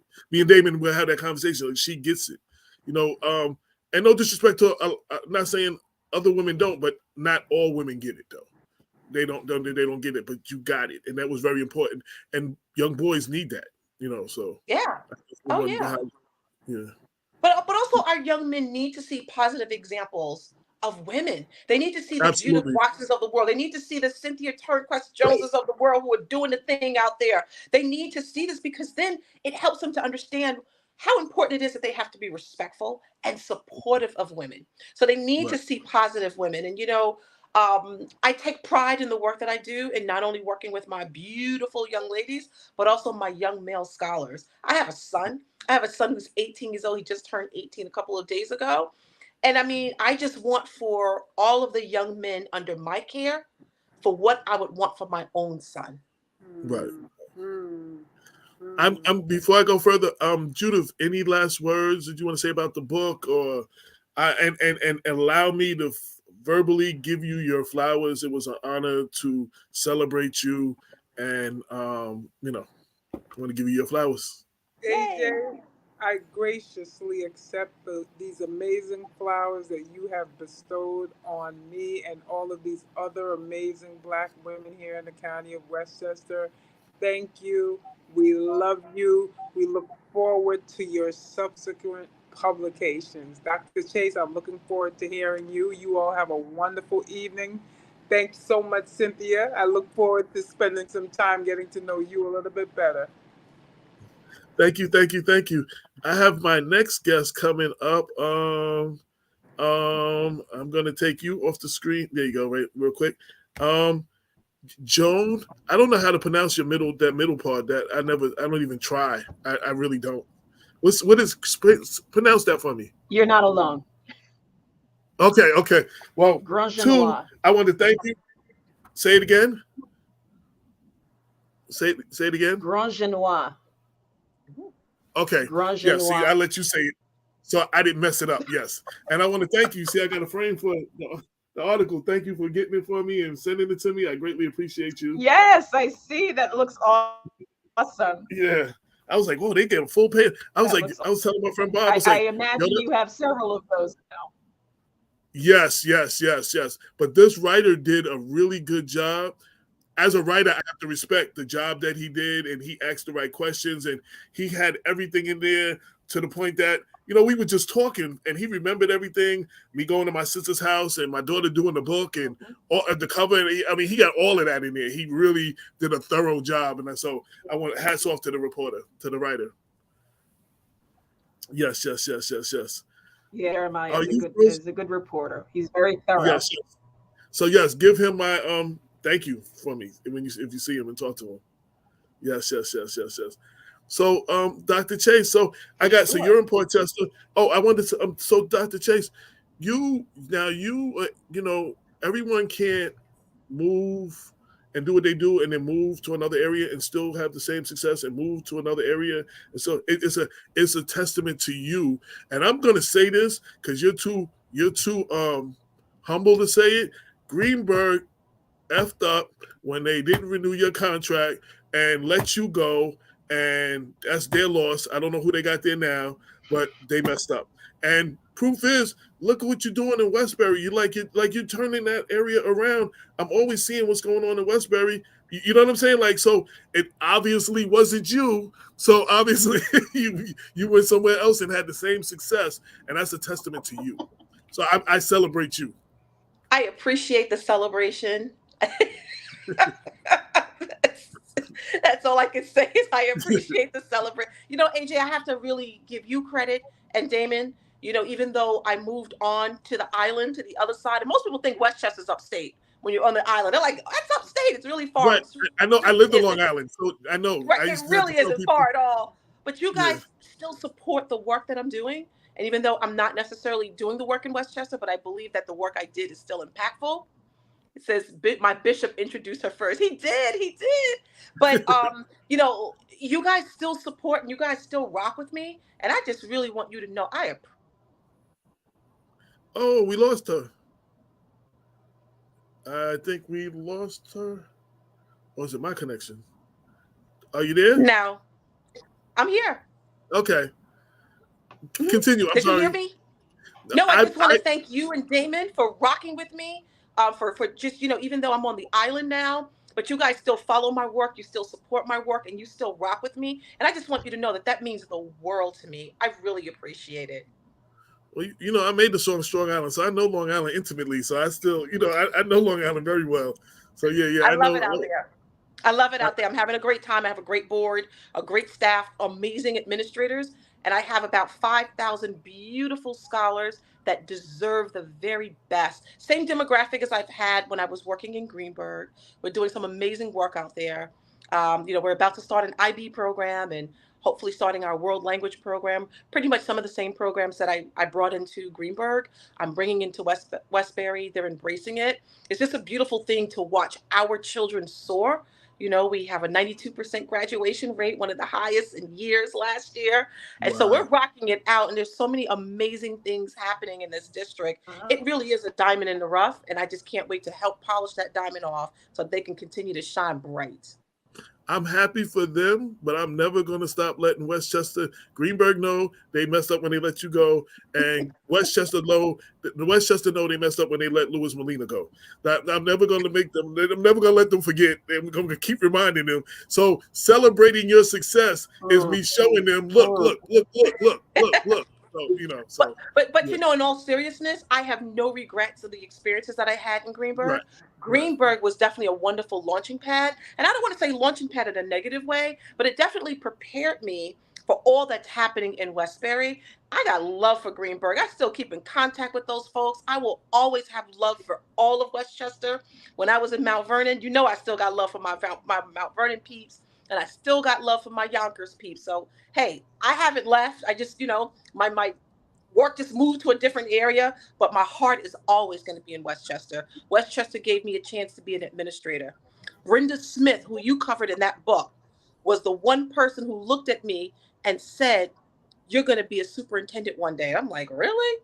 And she was right. Brenda Smith hired me as an administrator in Mount Vernon, and my career took off like a rocket ship. So I don't forget where I came from. Mount Vernon is very special to me because it gave me a chance to be who I am today. And Yonkers continue to mold me.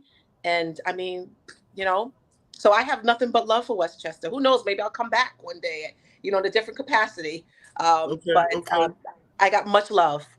No doubt. And Dr. Smith spoke yesterday. She showed up yesterday to Greenberg Library to the thing, and she spoke. And she also talked about the racism involved when she became. They didn't want her. They didn't want someone like her to be the principal, and then much less the superintendent. And you know, they wanted someone, you know, that didn't look like her. You know, so she talked about all of that, and she painted that picture for us. It was very powerful. Yeah, and she's a powerful woman. And, you know, one of the things that I can appreciate about Brenda Smith is that she understands that when you reach that top, when you reach that level, which she was a superintendent, that you take both hands and pull two people up with you. I was one of the individuals whom she pulled up, and I am so grateful. Well, so are we. Well, I thank you for coming on. I'm just trying to I got another guest coming in, and I want to talk to my trustee, but I just wanted to celebrate you. I wanted to give you your flowers, and I wanted people to see you on screen, and so they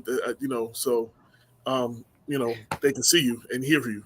I appreciate you. I appreciate all that you all continue to do to elevate the Black voice and giving the news from the Black perspective. You guys are amazing. And all the accolades that you've been receiving lately, you guys have worked for it and you deserve it. And I can't wait to see what is to come. Kudos to you. Thank you. When you come to pick up your book, I got a pen for you too. Thanks to Cynthia made it. I need that pen. Yeah. I need that pen. I need to rock that pen every day. Absolutely. Thank you so much. I appreciate you guys. Thank you. No problem. No problem. Much love to you too, Damon. Yes. All right. Bye-bye. Bye-bye.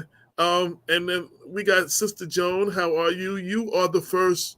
Now, you were the first now, it's not council, it's trustee. They call it, when it's a village, it's called a trustee instead of council. It's trustee. Yeah, that's right. Right. You're the first African-American female trustee in Portchester. Yes. In Portchester. That's right. So I'm not the first woman.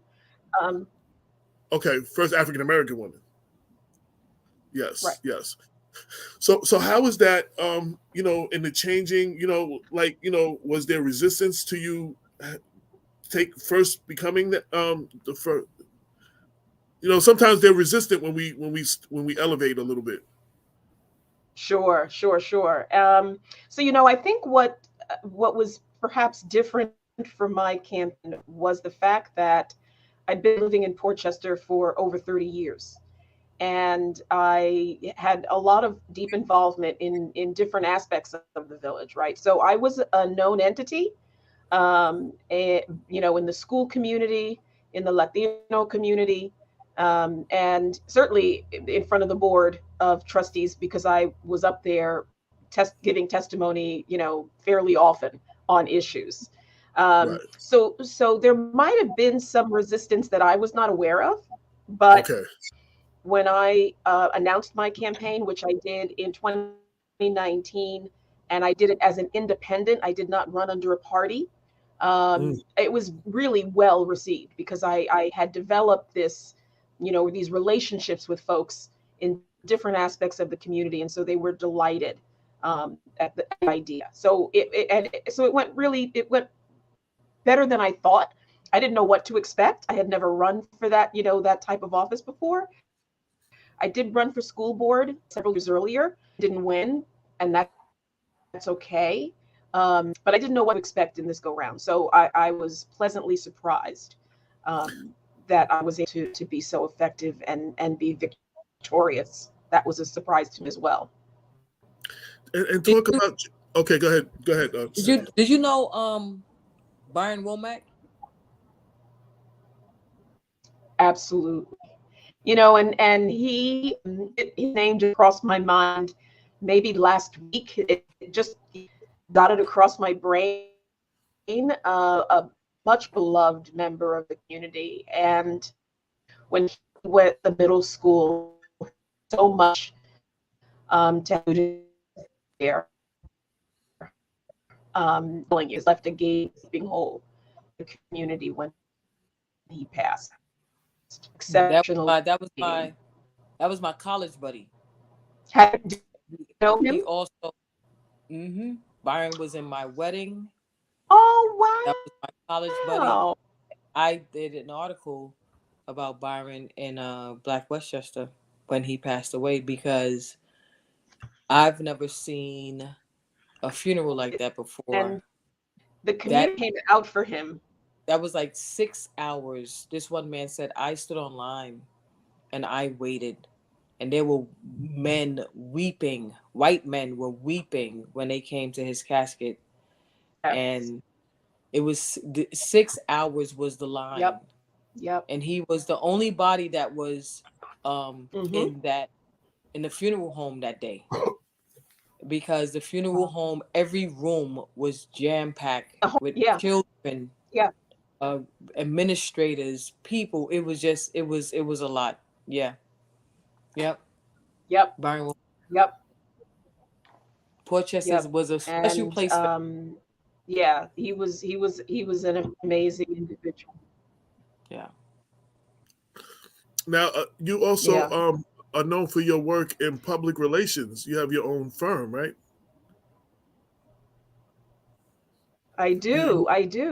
And and it's interesting because for the past 2 years, as you might know, I was district director for Congressman Mondaire Jones. And in running for office, I learned so much. And I learned so much in the 2 years that I worked for Congressman Jones as well. And so now I'm no longer, part of the staff, as you know, he's no longer in office. And so I'm back at the helm of my PR firm now. And I'm wanting to, make the announcement that I would like to work with who, are thinking about running for office and to, be a better candidate. So that I'm adding that actually to my service opportunities at JGR, because I think, I did not have a campaign manager. I did not know anything about running a campaign or what it would take. But I learned a lot since then, and I'm hoping that I can share some of that knowledge and learning with other women who are for office or who are thinking of. Well, I thank you. I thank you for all that you do. I thank you for sending me the newspapers because I did not know how to get them. I went to the website. I think they wanted me to subscribe for like $50 or something. I was like, I just want to see the article. So you gave me the paper. Yeah.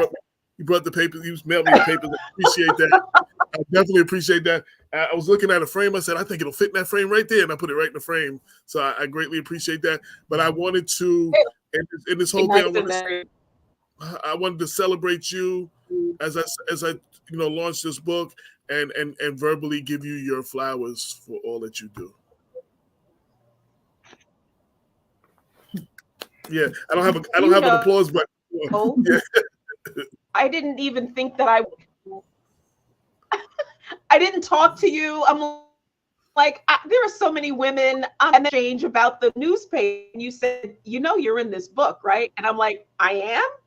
Right. And so I can't tell you how that made my day. It's like, oh man. Well, we covered the story when you first made history. Yeah. And phenomenal women in Westchester. Yeah. We covered the story when you first became the trustee. And I started the book with grabbing all the stuff that we had covered before. So you were in there you were one of the original people that were in the book. Yeah. So yeah, but I just wanted to give you your flowers, and I think I'm an OG. There you go. Yeah. So and there are thank you as well for what you've done. Black Westchester has meant for the community. It is, and in any media outlets, right? So you all have a phenomenal piece of work. In keeping Black Westchester going. I know it had a rough start at the beginning, but you picked up and you have taken off ever since then, and it's just a sight to behold. So congratulations to you and Damon, and thank you very much for being in this book. Thank you. And again, I just wanted to give you your flowers. I'll take it. Okay. And we have our last guest of the night, my friend, my new friend, the new mayor of Tuckahoe. How are you doing? How are you doing, AJ? Hi, Cynthia. Hi, Joan. And I have to say, while I was giving everybody their flowers, this lady here invited me out to Coffee Sunday so she could physically give me my flowers. She brought me flowers. I was like, oh my God, I don't think I've ever had anybody give me flowers. I was like, so I thank you for that. I thank you for that. Yeah, I figured while you're out giving flowers, you probably didn't get any yourself for all this work and the heart that you put into what you do. And I wanted you to know that I know all of the women along with me appreciate it. Yes. So I gave you the flowers on behalf of everyone. Yes, well, I greatly appreciate it. I came, I put it in a vase. It's got to sit in there. It's kind of dying a little bit. I don't know if I was supposed to do anything to keep it alive longer, but it's still there though. Flowers are meant to be enjoyed until they pass on. That's it. Okay, well, they were enjoyed in the background. I got them sitting right there for the justice. Yes. So, and that picture I took when you gave me the tour of the town hall of all the mayors. Village hall. The village hall. I'm sorry, the village. All the mayors. Yes. That picture is in the hardcover book. The hardcover version of the book is coming out March 15th. It'll be available on Amazon, and I already did that page where it. Cool. Yeah, I don't know if anyone knows what you're talking about. So there's a picture of. I counted. I think there was 24, 40. Maybe 40 something mayors, and you see all of them in this basically like how presidents were before Barack Obama. White. Not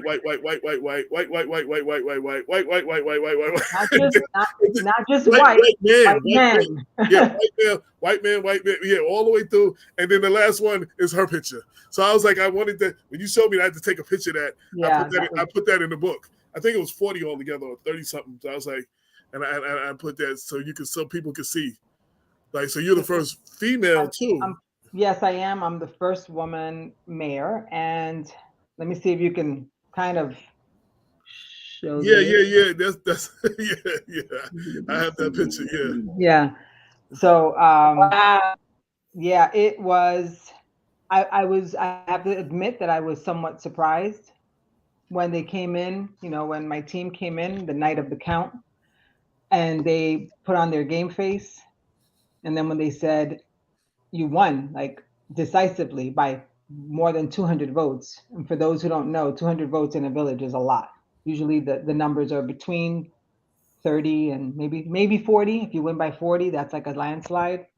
So I was somewhat surprised, for people who don't know Tuckahoe very well, it's 7,000 people. I know in the book you put 6,600, but it's actually 7,100 people. Okay. And it's predominantly white, mostly Italian. It's an Italian community. And so when I decided I was going to run, I asked one of my neighbors, is Tuckahoe ready for an Elmira? And she said, I'm not sure, to be honest. I was like, okay. And so, running and talking to people is really enlightening because you start to hear the things that are important to people that you never think about. I grew up in Brooklyn. Parents divorced early on. We didn't have a lot. And so the things that Brooklyn is so much bigger. It's like another country. And then I came to live here and it was this small village, that people like to call the quaint little village. And when I started talking to people and realizing like the problems here were nothing compared to what I dealt with in Brooklyn, I could feel the difference. And in my mind, I was like, so what would I do here anyway? Like, what difference am I going to make here?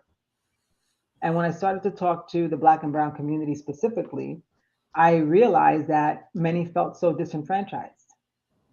And we still have, we're very diverse in Tuckahoe, there's diversity, but we're segregated. Right. And so that's one of the things that I've, worked to try to change and to really get people to come together and get the Black and Brown community to know that they're a part of, that they're not just an afterthought, they are a part of. And that means, making sure that we're increasing the number of police officers who are women, Black and Brown, the DPW, our Tuckahoe Housing Authority, getting people on those boards that look like us, that are going to impact the lives of people who look like us. Right. So, that when you're doing that kind of work, it's hard work because you get a lot of pushback on both sides. White folks say you only care about Black people. Black and Brown people say, oh, you're not doing enough for us. And, right. Trying to find a balance because I'm the mayor for everyone. Right. And sometimes that gets a little lost in translation for people. I had, when I was describing the book earlier in the show, I was talking about, we had a section called the women of influence and the women who influenced them.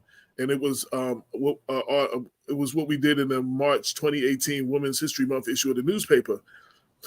What made me think of that is after reading an article and where there was a 12-year-old girl that told you how you gave her hope, and shortly after you were sworn in as the first Black and the first Hispanic mayor on Monday, April 6, 2021, a 12-year-old girl came to the podium to let her new mayor know just how much she inspired all young girls of color.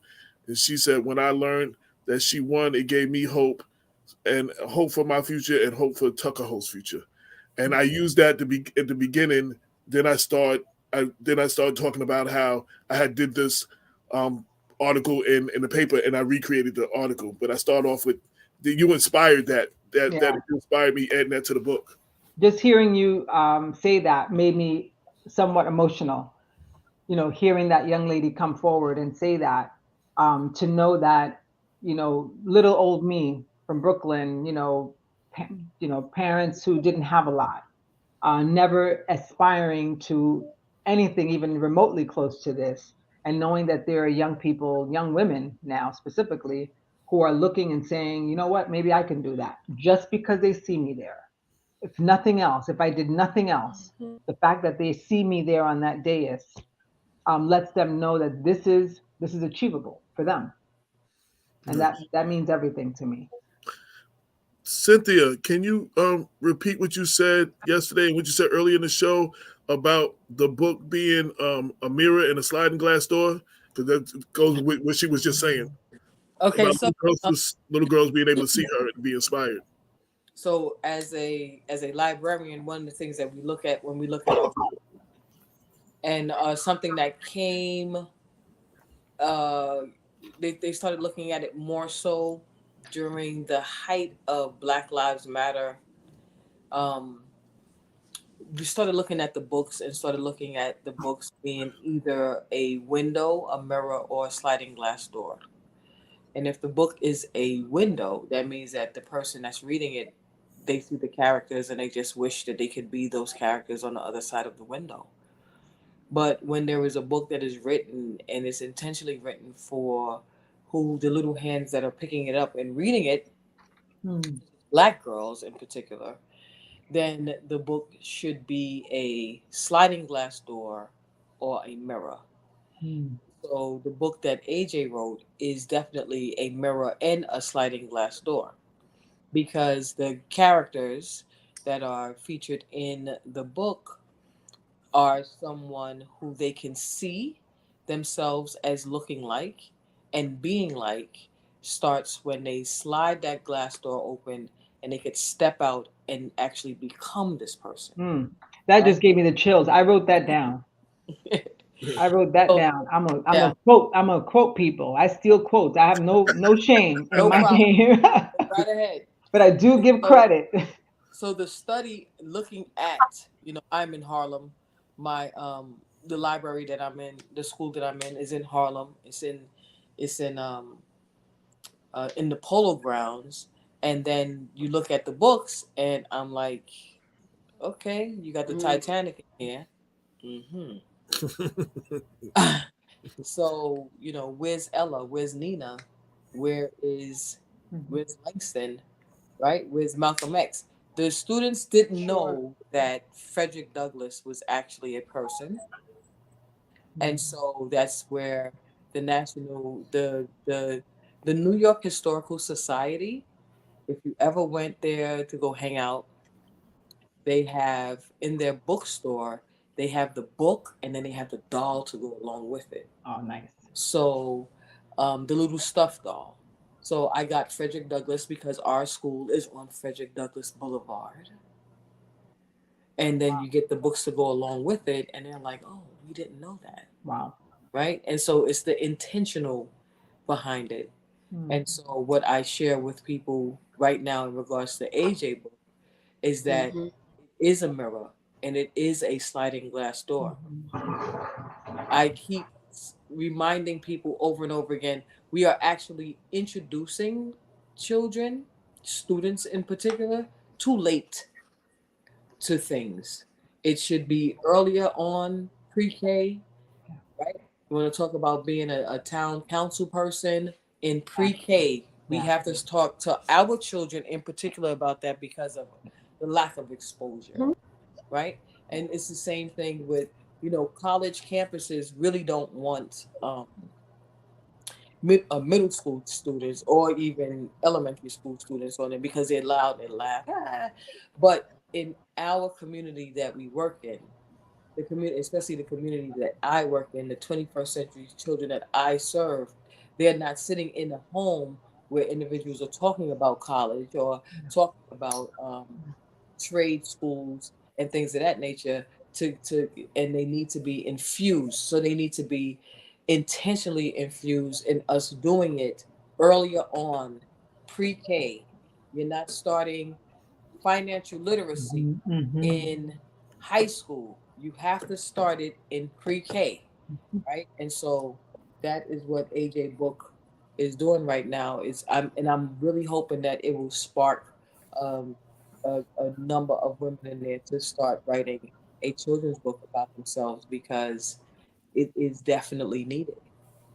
When you were saying what you were saying, it reminded me of that. That's why I wanted her to say that, to explain that, because what you said about the girl and all with your response, you're that mirror to that girl. You're that sliding glass door where she can be you. And I wanted to, that's why I wanted her to say that. That's awesome, and it's true.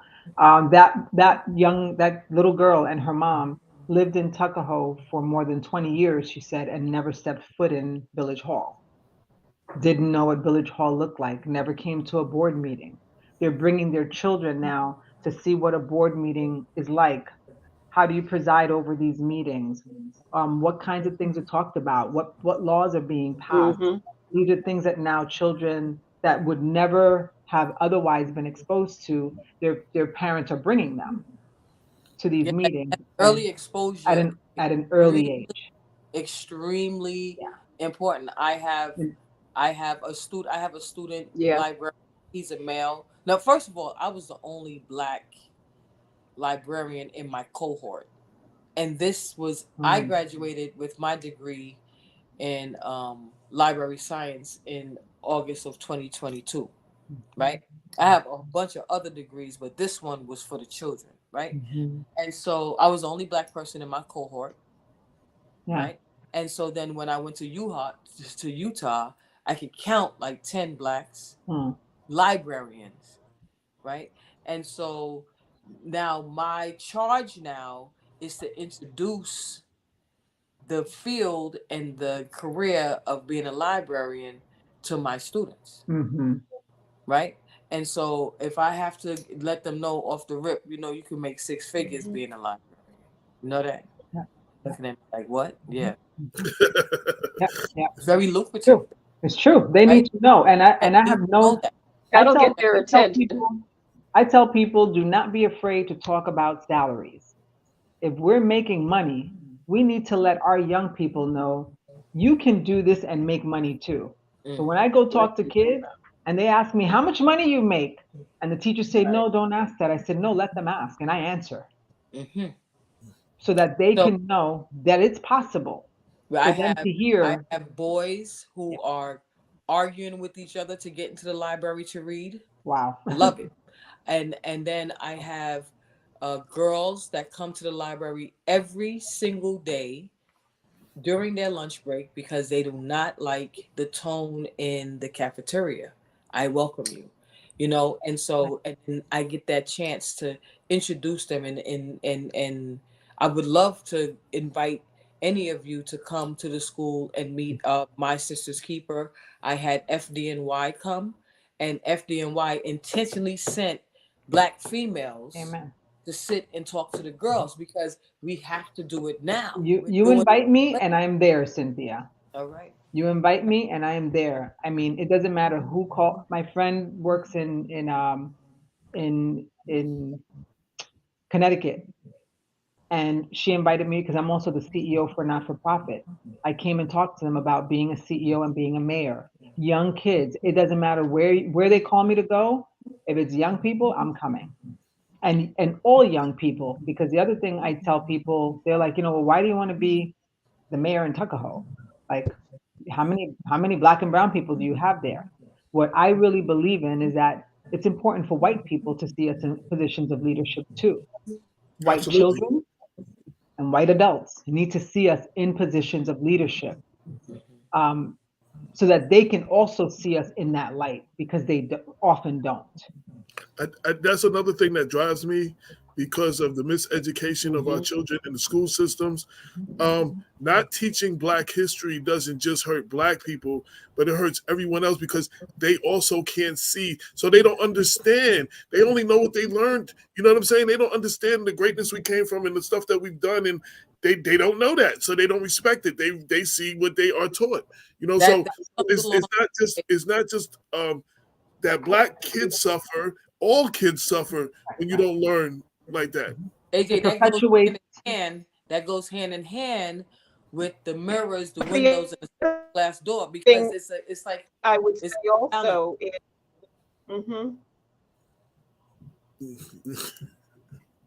But and I would also say certainly that not only is it just not beneficial, it is beneficial rather for kids of color, but it is also beneficial for white kids to see Black people in positions of power and authority, and standing in front of the class, being the librarian. It is just as important and necessary for them to understand that, because that's what they're going to see more than likely once they get out into the work world.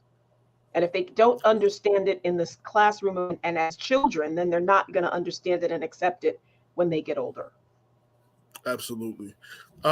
I just want to thank both of y'all for coming on. I don't know if you have any last words, but I wanted to give you your flowers, and I wanted to celebrate you. And I was trying to, in the celebration of celebrating the book and the beginning of Women's Month, I wanted as many of y'all to come on so people can see your faces and hear from you, and, that y'all are in the book. And I celebrate y'all. It was a pleasure to tell your stories. Thank you, AJ. Thank you very much for highlighting us. Yes. I will be AJ and Madam Mayor, hats off to you. Absolutely. My word is gold. You call me and I will come. Thank you. Absolutely.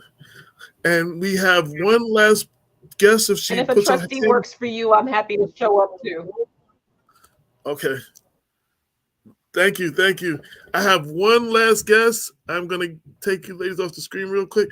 I have one last guest that's in the book, Judge Shako, one of the first African-American female judges in Yonkers City Court.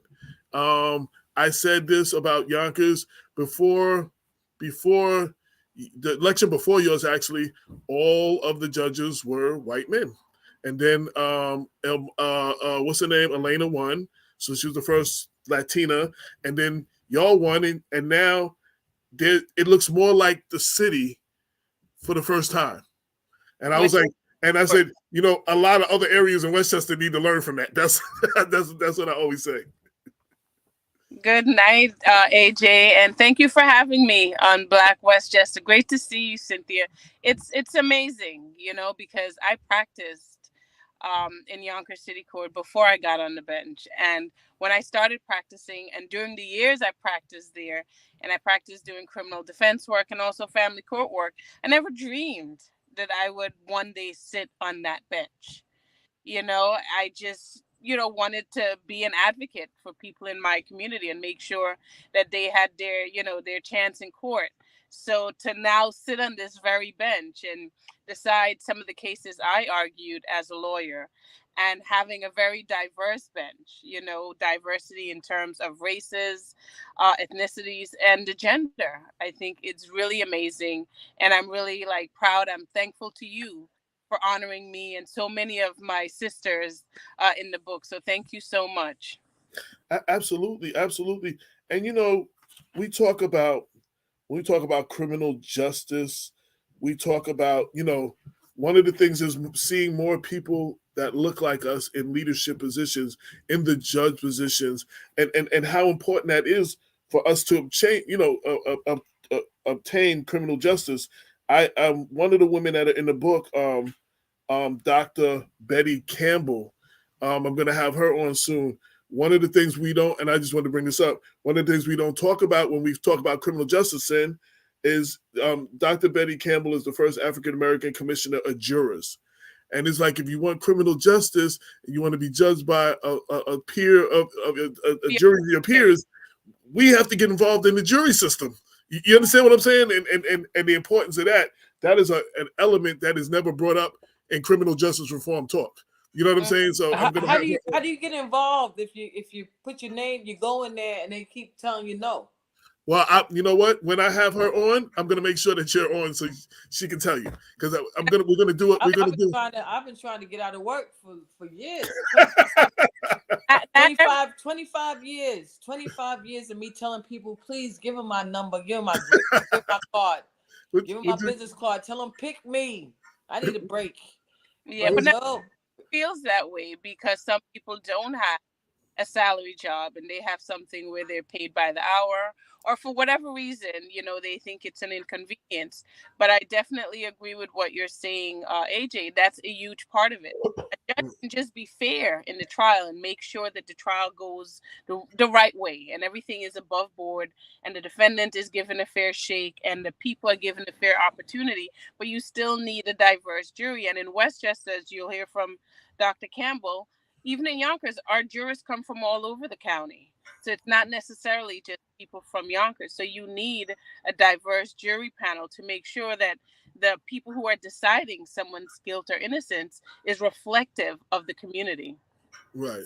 And having people outside of our community who don't understand our community sometimes might not understand the particular case, the situation, that led to that case. You know what I'm saying? So having someone who understands your community may get you more fair judgment. Or, you do something wrong, you got to pay the price. But a fairer judgment as opposed to getting a book thrown at you because you don't understand.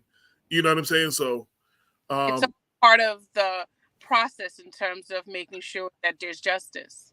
You need good, zealous defense representation. You need a good and fair prosecutor. You need a judge who is fair to both sides. And you need people from the community, who is reflective of the community. We've seen and we've heard the stories of what trials were like when we didn't have a balanced jury. And we see that still to this day. So there is a need for that. And I think whatever we can do to make sure we serve when we're given the opportunity, I think goes a long way to making sure that there's justice within our system. And as Cynthia was saying about the window, the mirror, and the sliding glass door, for little Black girls, even little Black boys, to see you sitting up there, they like, oh, I could be that. Like I said with the mayor who's just on from Tuckahoe, there's a picture of the 40 mayors. She's the 40th mayor or whatever of Tuckahoe. And it's like white man, white man, white man, white man, white man, white man, white man, like all the way to her and then her. Like, so anybody looking in that from that can never see themselves as that. Now they can. A little girl can see herself as that now. You know what I'm saying? For the first time ever. So little girls can see themselves actually becoming that maybe because you sit on that bench. And what I try to do also is try to reach out and work with different organizations to expose young people to our court system, so they can see that you're not just someone who can be a litigant. You're someone who can work in our courts, whether it's as a lawyer or someone who wants to clerk or work with the courts, or you want to be a court officer. You belong here. You have a place here. You can have a job here. When I was growing up, I didn't see anyone, any lawyers or anyone who worked in the courts. I think the first person I saw was Judge Dowry in Mount Vernon when I got a ticket. And I was so happy to see her. I would pay whatever she needed to pay. I was so impressed seeing a judge who looked like me on the bench. And I didn't dream of being on the bench like her. I just dreamed of practicing as a lawyer in her courtroom. And that came to pass. I was able to do that. And I was so honored and humbled to be able to practice law before this woman I had seen 10 years ago as a judge, and then to be able to do that throughout our county was really amazing to me, especially for someone who did not grow up seeing that in my personal life. So I think to the extent that we can expose young people, and I try to do that with our teens, we have a program as part of our court system to just have them meet lawyers and meet judges and get a mentor for, kids of color, low income, from low income backgrounds, so they can see that this is something you can do. And even if it's not within the courts, whatever it is you want to do, we're here to support you. Recently, I had a Girl Scout troop from Yonkers come in and visit also, and that was amazing. They sat next to me, and saw me handle cases, and so just so they can get the sense that this is something you can do. It is not above, it is not too high to have. It's something that's reachable, and once you believe in yourself and you have the support and you work hard, it's something that you can certainly achieve. The judge you spoke of, I think she's in the book. I think she's the first Black woman to be the Mount Vernon City Court judge. I think she's in. I recognize the name. Yeah. I've learned a lot of this because I didn't know all these people. Like, I mean, a lot of y'all in the last 8 to 10 years, I've covered y'all, so I know those stories. But there's a lot of stories I learned. I learned a lot, and I hope a lot of people will walk away from this book learning some stuff that they did not know. Because, like I said, no disrespect to the people that are always honored. A lot of times it's the same people that are honored. They deserve to be honored, but then there were so many others. And I never saw anything like this. I couldn't find anything like this in the library. I looked because I was looking for books so I can get the information from some of those books. I couldn't find books. Like I might find some on one woman in one book, and I might find some, I couldn't find anything like this. So I wanted to contribute to this. And, start documenting, do a series of books that document our achievements in this county.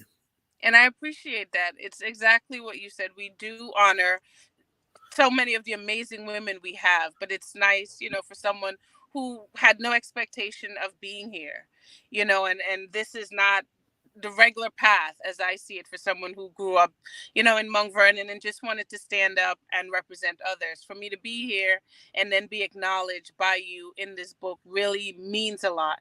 And I think it says a lot also to the women in our circle that you took the time to acknowledge us. And it shows, to our community that we are to be held up. And so we appreciate that you have, given us our flowers and held us up in this regard. Absolutely. Any questions, Cynthia, for the judge? No, none. Just continue doing what you're doing, and I will be calling a lot of you guys to come and hang out on Let Girls Learn Day. I haven't come up with the date yet, but usually for Let Girls Learn Day, I always invite women from the local area to come and hang out with the girls, and they do STEM projects and they do different projects, and they get books and just hanging out with them and just talking with them. I think that it's very important that they are exposed early. I keep talking about that over and over again. The exposure early is very important, especially in the neighborhoods that we serve. We have to make sure that we understand what they are not getting, and we have to make sure that we fulfill that. I'm here for it. Just and I'll reach out so you can have my number. Thank you very much. Again, thank you for tuning in. We're over the time that we were supposed to go, but it's good when you're on the internet, you don't have to worry about somebody coming in after you and you on their time. That's the one thing we couldn't do in the studio. You had to be out because there was another show coming. But thank you for coming on and allowing me to celebrate you as I, introduce my book to the world and this opening weekend, and allow me to give you your flowers verbally, and we appreciate you.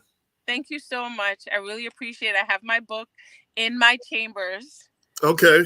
Yes, and I keep it right there, and I can pass by and look at it anytime.